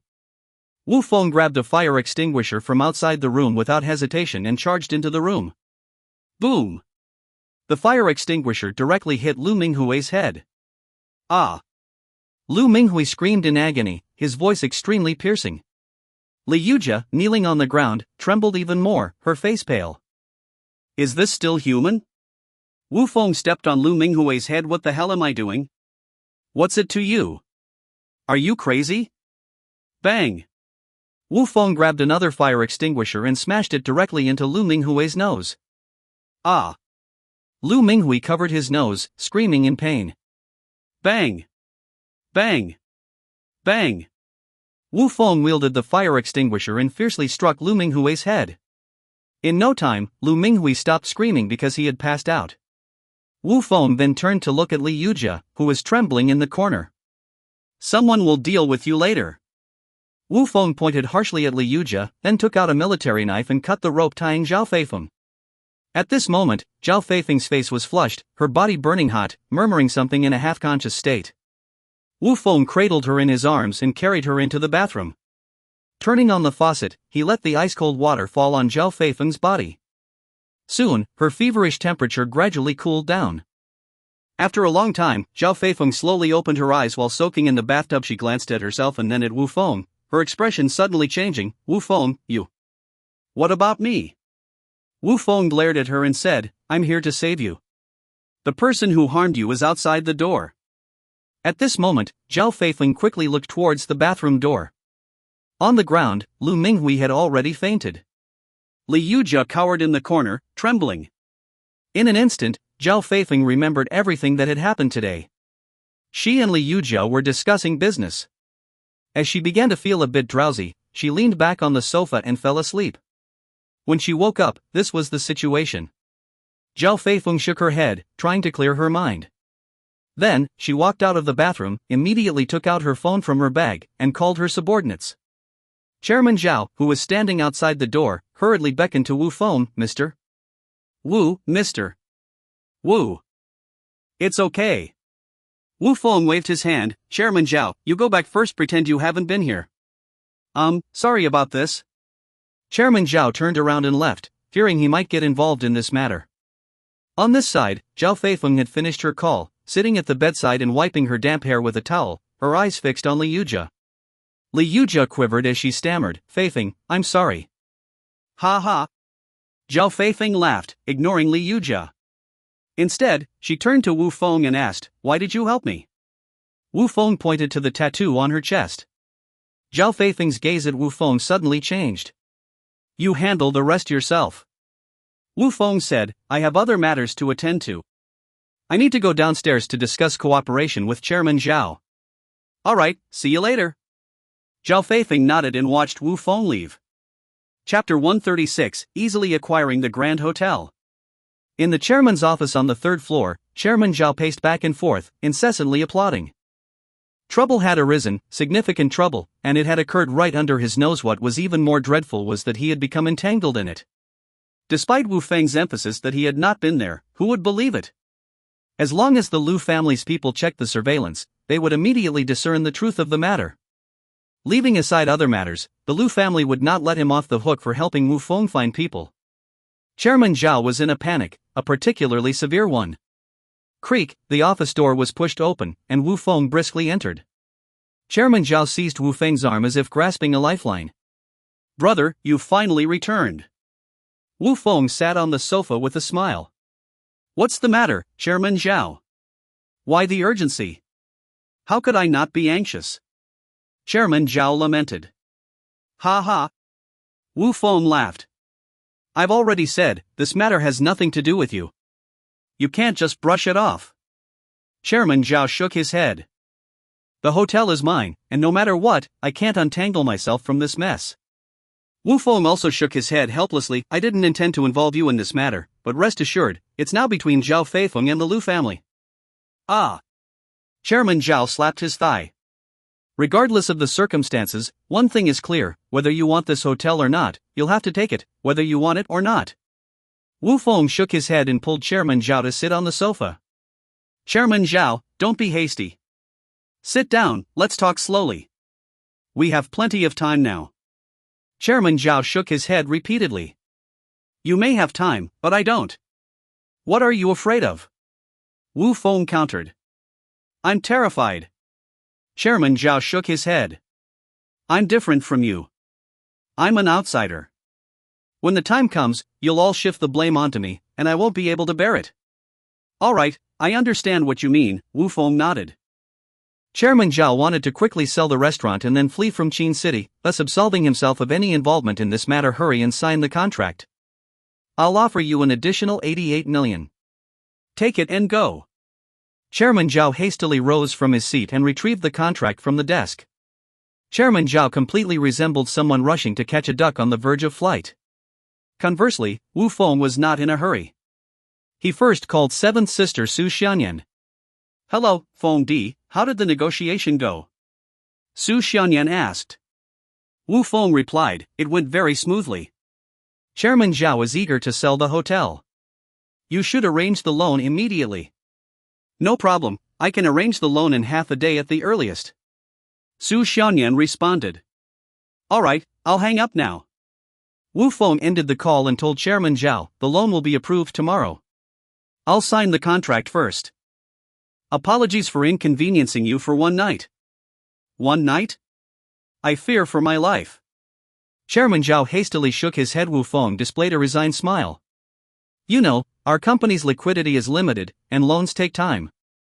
I'm in a hurry. Chairman Zhao exclaimed. How much cash do you have? Wu Feng said, I have around 30 million in cash. I need a loan of 50 million. No, Chairman Zhao shook his head. 70 million. Today, you give me the money, and the hotel is yours. Wu Feng chuckled, why are you still bargaining? I believe it's possible. Chairman Zhao exclaimed excitedly. You have a wide circle, just borrow some working capital from a friend. All right. Wu Feng nodded and immediately called Mr. Oh. Hey, can you lend me some money? Mr. Oh on the other end of the phone asked, how much? Let's say 50 million, Wu Feng replied. I'll transfer it to your account right away. Mr. Oh decisively responded. After hanging up the phone, Wu Feng smiled and said, Chairman Zhao, it's settled. Impressive, very impressive. Chairman Zhao raised his thumb. I never expected that with just a word from you, Mr. Oh would lend 50 million. We're friends, it's normal to lend each other money. Wu Feng smiled and directly signed his name with a pen. On the other side, Chairman Zhao also swiftly signed his name. But instead of handing the contract to Wu Feng, he said, you don't give me the money, and I won't give you the contract. All right. Wu Feng took out his phone and saw the message confirming the transfer. Without another word, he immediately transferred the money to Chairman Zhao. Seeing the change in the amount on the bank card SMS, Chairman Zhao nodded satisfactorily. Mr. Wu, it's been a pleasure doing business with you. Chairman Zhao excitedly shook Wu Feng's hand. Ha ha. Wu Feng laughed and patted Chairman Zhao's shoulder heavily. Wish you smooth sailing. Farewell then. I'll arrange for someone else to handle the remaining matters with you. Chairman Zhao said, picking up his bag and leaving the office. As he walked, Chairman Zhao suddenly stopped in his tracks, turned around, and looked back into the office. Wu Feng was still smiling, looking very content. In that moment, Chairman Zhao suddenly felt that he had acted rashly. If he had insisted a bit more, perhaps he wouldn't have been forced to lose out on 10 million. Sigh. Chairman Zhao sighed deeply and drove away. Meanwhile, Wu Feng sat down in the boss's chair, facing a professional and beautiful woman standing in front of him. Her name was Ms. Su, the general manager of this hotel. Although Chairman Zhao was the investor, the actual manager of the entire hotel was Ms. Su. Ms. Su had known about the hotel's change in ownership. After the contract handover, she had come over immediately to pledge allegiance to the new owner. Her intention was simple: she hoped the new owner would retain her position. Wu Feng was always prudent in his actions. He said immediately, "Ms. Su, you don't need to worry. Although I'm now the boss, everything in the hotel will remain as is for the next 3 months." "Alright, I understand, Ms. Su nodded. Wu Feng continued, "After 3 months, I will make sweeping reforms to the hotel." "Do you understand what I mean?" "I understand, Ms. Su nodded. "These 3 months will also serve as a probation period for all hotel employees." "Good." Wu Feng nodded. "Let's keep the hotel's change of hands quiet for now and let everyone work with peace of mind." "Understood." "Well, Mr. Wu, you must be busy. I'll take my leave." Ms. Su bowed and left the office. In no time, the office door was pushed open again, and Zhao Feifeng, now clad in a red leather jacket, walked in. She looked spirited and full of vigor. Wu Feng smiled. "Please, have a seat." "Thank you." Zhao Feifeng directly sat on the desk, crossing her slender legs on top. Wu Feng suddenly became alert, subconsciously moving his chair backward. Others might not know about Zhao Feifeng's leaving, but Wu Feng was aware. Her high heels could be lethal. "Don't be afraid. I just came to chat with you." Zhao Feifeng flashed a brilliant smile. "After all, you're my lifesaver." Wu Feng smiled. "How did you deal with Lu Minghui and Li Yujia?" "I, Zhao Feifeng, have always been fair in my actions." Zhao Feifeng picked up a cigarette and said, "Castrated Lu Minghui and sent Li Yujia to Africa to work as a prostitute." "Nicely done." Wu Feng nodded in approval. Zhao Feifeng turned her head, flicked the ash, and looked at Wu Feng with her eyes. "Do you recognize my tattoo?" "You're from the Phoenix Hall, right?" Wu Feng asked. Zhao Feifeng didn't deny it but instead asked, "What's your relationship with the Phoenix Hall?" Chapter 137, No Room for Retreat. Wu Feng's words immediately changed Zhao Feifeng's expression.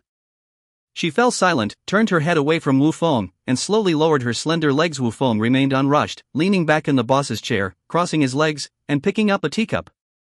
Zhao Feifeng slowly spoke, addressing Wu Feng, "May I ask first, what's your relationship with the Phoenix Hall?" Wu Feng smiled. "It's simple.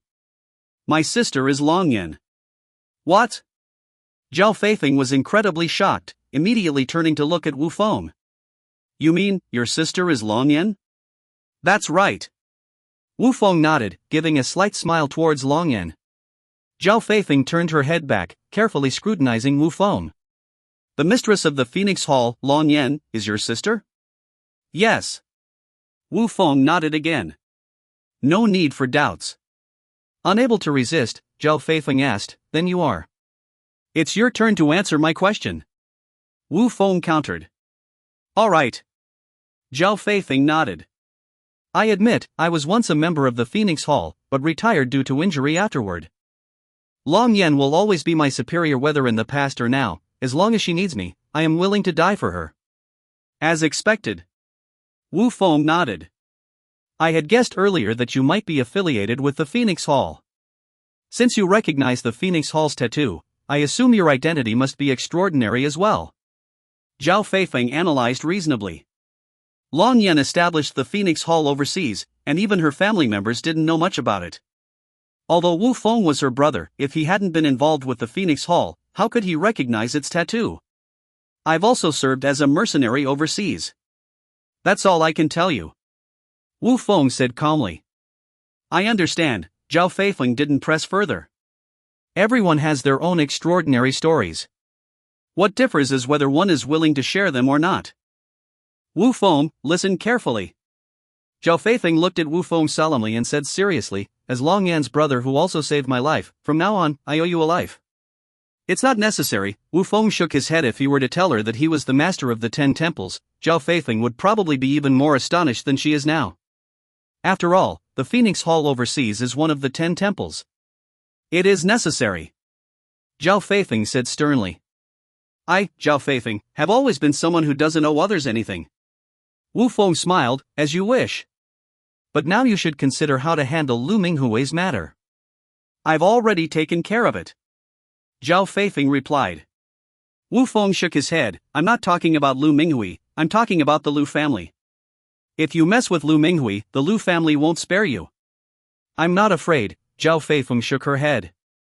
Even if the Lu family comes after me, I'll confront them. Truly a fierce figure in the underworld, Wu Feng chuckled, facing life and death, I'll fight if challenged. Zhao Feifeng slapped her chest arrogantly. Ha ha ha. Wu Feng laughed again. What are you laughing at? Zhao Feifeng asked.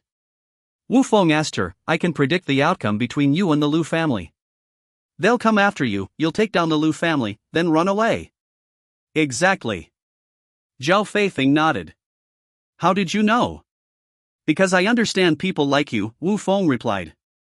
Wu Feng stood up, lit a cigarette, and continued, let me handle the rest of this. Since you're my sister's person, I won't let you suffer. Zhao Feifeng shook her head. Is it necessary for you to do this? Of course. Wu Feng nodded. Because from the beginning, I've been involved in this matter.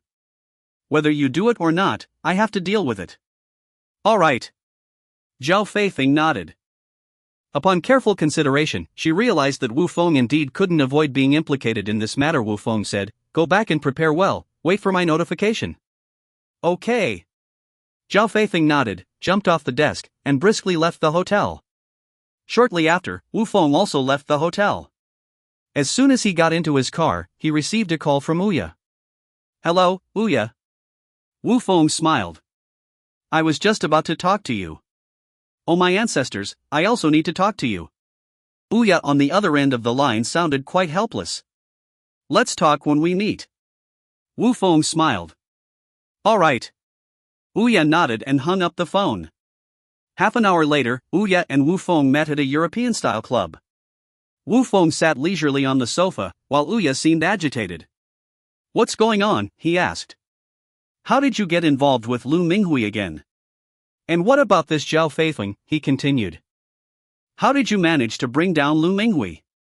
Do you know the current situation of the Lu family? It's chaos. They're threatening to kill you. Ha ha ha. Wu Feng burst into laughter. Why are you laughing? Ouya glared at Wu Feng. Wu Feng said, Ouya, at our age, why rush? Let's sit down and talk. I can't sit still. Ouya said. I treat you like my own son. Your affairs are the Ouya family's affairs.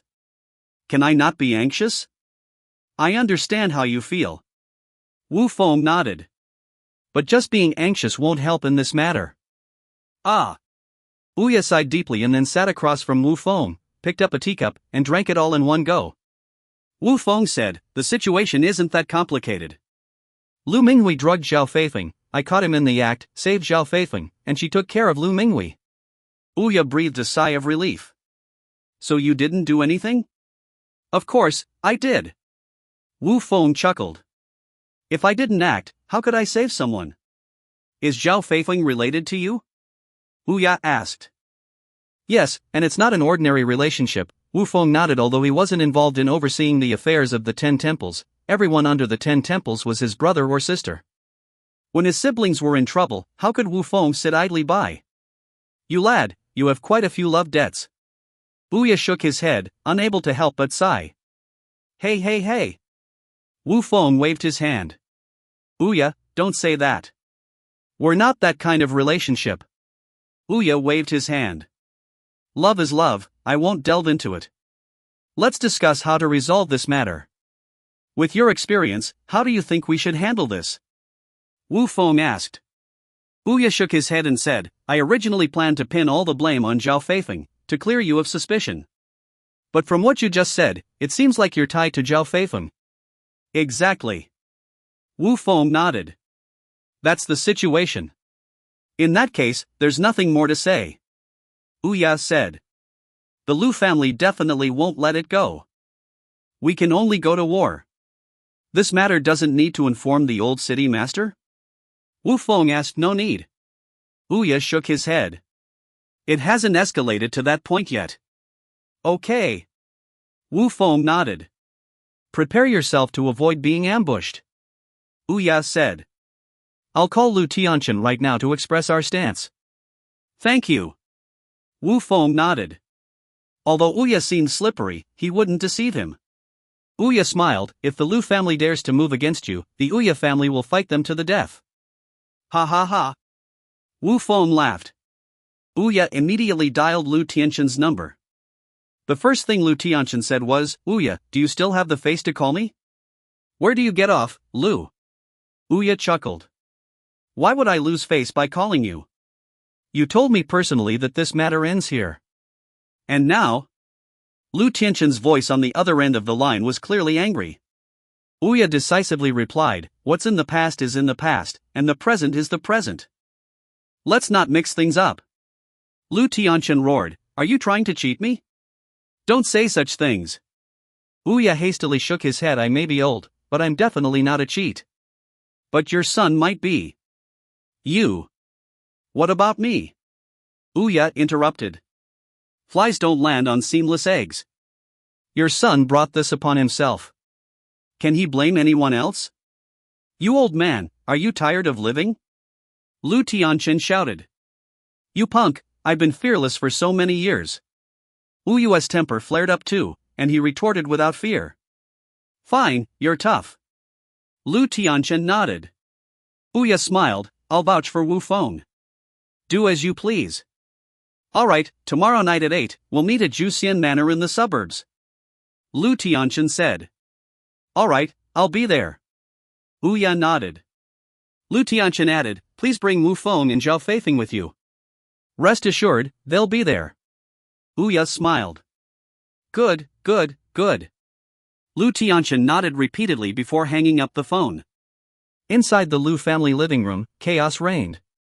Men and women were all furious. Lu Tianchen's brother, Lu Baldi, was even playing with a machete, seemingly ready to attack at any moment. What's the situation, big brother? Lu Baldi asked. Oldo promised to protect Wu Feng, and our negotiations collapsed. Lu Tianchen said. That's simple, isn't it? Just kill them. Lu Baldi was an old hand in the underworld. Although his status wasn't as high as the four kings, he had done his fair share over the years. Lu Tianchen shook his head. If the Yo family and the Lu family go to war, we won't stand a chance. How can you say that? Lu Baldi asked. Are you afraid of the Yo family? I'm not afraid. I'm afraid we won't be able to kill them. Lu Tianchen shook his head. After all, the Yo family still has Otai.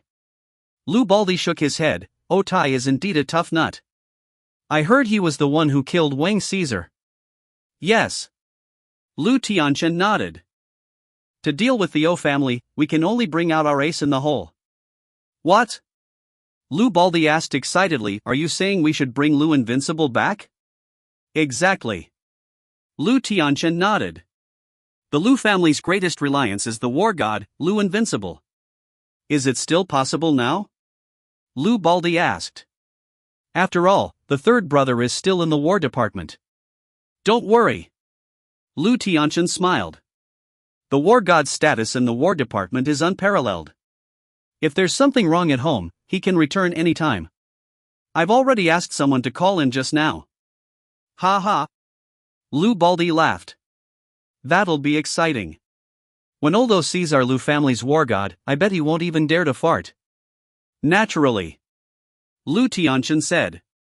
Under the war god's command, everyone else is just ants. How do you plan to deal with those two killers? Lu Baldi asked, referring to Wu Feng and Zhao Feifeng. I'll handle Zhao Feifeng's matter, Lu Baldi said excitedly. Good, I'll leave her to you. Lu Tianchen nodded satisfactorily. The surrounding Lu family members also became excited, clamoring to participate in the negotiations the next day. The night was not long, but for the Yo family and the Lu family, it was unbearably long. The next afternoon, at Juxian Manor in the suburbs, Ouya gathered all the forces available to the Yo family. Otai was leading the troops, almost admiring Wu Feng to the point of reverence. Godfather, if necessary, I'll personally bring people from the war department. Ouya thumped his chest and said, your godson, after all, used to be the undefeated king of 100 battles. Ha ha ha. Ouya laughed. There's no need to go through the trouble. After all, you're retired. Alright. Oh Tai nodded. At this moment, countless cars arrived outside Ju Xian Manor. Everyone looked over and saw Zhao Feifeng, clad in leather and holding a tang sword, walking slowly. Behind Zhao Feifeng, hundreds of socialites carrying various weapons rushed over. Not bad for one of the four kings, Zhao Feifeng. Quite fierce. Oh Tai couldn't help but sigh. Yeah. Ouya nodded, then got up and prepared to go downstairs to greet Zhao Feifeng. However, Zhao Feifeng had already taken the lead and went upstairs, smiling. Ouya, no need to be polite. As a senior, please sit. Alright. Ouya nodded and smiled kindly. Zhao Feifeng sat directly on the sofa, crossed her legs, and asked, Oh Tai, how many people did you bring? Oh Tai replied, from the O family, 150 in total. And you? Zhao Feifeng shook her head, about 300 brothers, all came along. Ouya laughed, together, it's almost 500 people. Oh Tai chuckled, with this lineup, I reckon we could scare the pants off the Lu family. Ha ha ha. Everyone burst into laughter. Ju Xian Manor was spacious, with 3 ancient buildings alone. The O family occupied the first floor of one of these buildings, while Zhao Feifeng's people occupied the other 2. Everyone sat at tables as if dining, but none of them were there to eat. Half an hour later, the Lu family's convoy arrived outside Ju Xian Manor. Ouya, Zhao Feifeng, and O Tai all went to the window. To their surprise, there were only a dozen cars from the Lu family. Lu Tianchen and Lu Baldi came, accompanied by only 70 to 80 followers. What can they do with so few people? Oh Tai shook his head. In these negotiations between large families, it was usually a case of talk if possible, fight if necessary. Of course, more often than not, it was a competition of connections and hard power. But it was clear that the Lu family's connections and hard power were lacking. Shortly after, Lu Tianchen and Lu Baldi walked into the private room upstairs. Please, have a seat. Ouya gestured, and everyone took their seats. Clang. Lu Baldi threw his machete onto the table with a clear intention to intimidate others, but Zhao Feifeng was even more domineering. She kicked the machete off the table, then stuck her tang sword into it. Lu Baldi glanced at Zhao Feifeng, who in turn glared fiercely at him. Lu Baldi remained silent and turned to his elder brother, Lu Tianchen. Lu Tianchen spoke, We're missing one person, huh? Ouya chuckled, Wu Feng always likes to be fashionably late. Let's chat while we wait. Alright. Lu Tianchen nodded. Lu Baldi immediately spoke up, Our Lu family's request is simple. Hand over Wu Feng and Zhao Feifeng to us, and this matter will have nothing to do with your O family. Ha ha ha. Ouya laughed. That's impossible. We've already guaranteed the safety of these 2 people from the O family. Lu Tianchen shrugged indifferently, then let's just start fighting. Alright. Ouya nodded. But O Tai laughed, Fight? What can your Lu family fight with? The entire Ju Xian Manor is filled with our people. The O family's men, plus Zhao Feifeng's men, add up to a full 500. Can you fight? Can you even afford to fight? Ha ha ha. Lu Tianchen burst into laughter. Who says having more people always means winning? As he spoke, several military vehicles arrived outside Ju Xian Manor. Chapter 139, War God Lu Wudi. The appearance of the military vehicles meant that the people from the War Department had arrived. Ouya immediately looked at O Tai. After all, O Tai had previously mentioned that he was planning to find people from the War Department. However, at this moment, even O Tai himself looked bewildered. He hadn't contacted anyone from the War Department at all. The reason he had mentioned it to Ouya was simply to reassure him. Whose people are these? Zhao Feifeng turned her head to look at Ouya, then glanced at Lu Tianchen. At that moment, she hoped that the people were brought by Ouya, but at the same time, she feared they were from the Lu family. Lu Tianchen burst into laughter. In an instant, Ouya's face turned dark. Zhao Feifeng and O Tai looked at each other, unable to say a word. Bang! Lu Tianchen slammed his hand on the table. That's right, the people from the War Department were invited by me. When did your Lu family manage to invite people from the War Department? Ouya looked at Lu Tianchen in surprise. Ha ha ha. Lu Tianchen got up and laughed loudly. Ouya, do you remember that my Lu family has a Lu Wudi? Of course, I remember. Ouya nodded. Didn't he kill someone and end up in prison? Isn't he still there? You're mistaken. Lu Tianqian shook his head. Lu Wudi didn't go to prison, he went to the War Department. What? Wu Yue's face changed instantly. Ha ha ha. Lu Tianqian continued to laugh loudly. I've been hiding this secret for years, waiting for this day. As he spoke, Lu Wudi, dressed in military attire, walked into the room. Behind Lu Wudi were dozens of iron-blooded soldiers carrying rifles. These soldiers instantly surrounded the entire room, with guns aimed at everyone, leaving no blind spots. In an instant, Ouya felt like he was done for. Tai hurriedly got up and said, "Which division are you from?" "I am." Thump! Without saying a word, Lu Wudi smashed Tai's head with the butt of his rifle, sending him sprawling to the ground, blood flowing from his head. Ah! Tai held his bleeding head, grimacing in pain. Lu Wudi threw his rifle onto his back, lit a cigarette, and said, "Dare to boast in front of this war god with just the title of King of Soldiers?" Tai raised his head. "You!" Thump! Lu Wudi kicked Tai to the ground again. Leaning on the table, Lu Wudi grinned at Ouya. "Old man, do you still remember me?" "Of course, I do." Ouya nodded with a smile. Originally, the person Lu Wudi had killed was the son of a friend of Ouya. The reason they fought was over a woman. Afterwards, Ouya had strongly advocated for Lu Wudi to be killed and personally sent him to prison. "I still remember that face of yours back then. It was you who sent me to prison," Lu Wudi said. "That's right." Ouya nodded. "But you're doing quite well now, aren't you?" Ha ha ha. Lu Wudi burst into laughter and patted Ouyu's shoulder. "Are you suggesting that I should thank you?" "No need for that. Your achievements today are all your own abilities," Ouya praised. "That's more like it."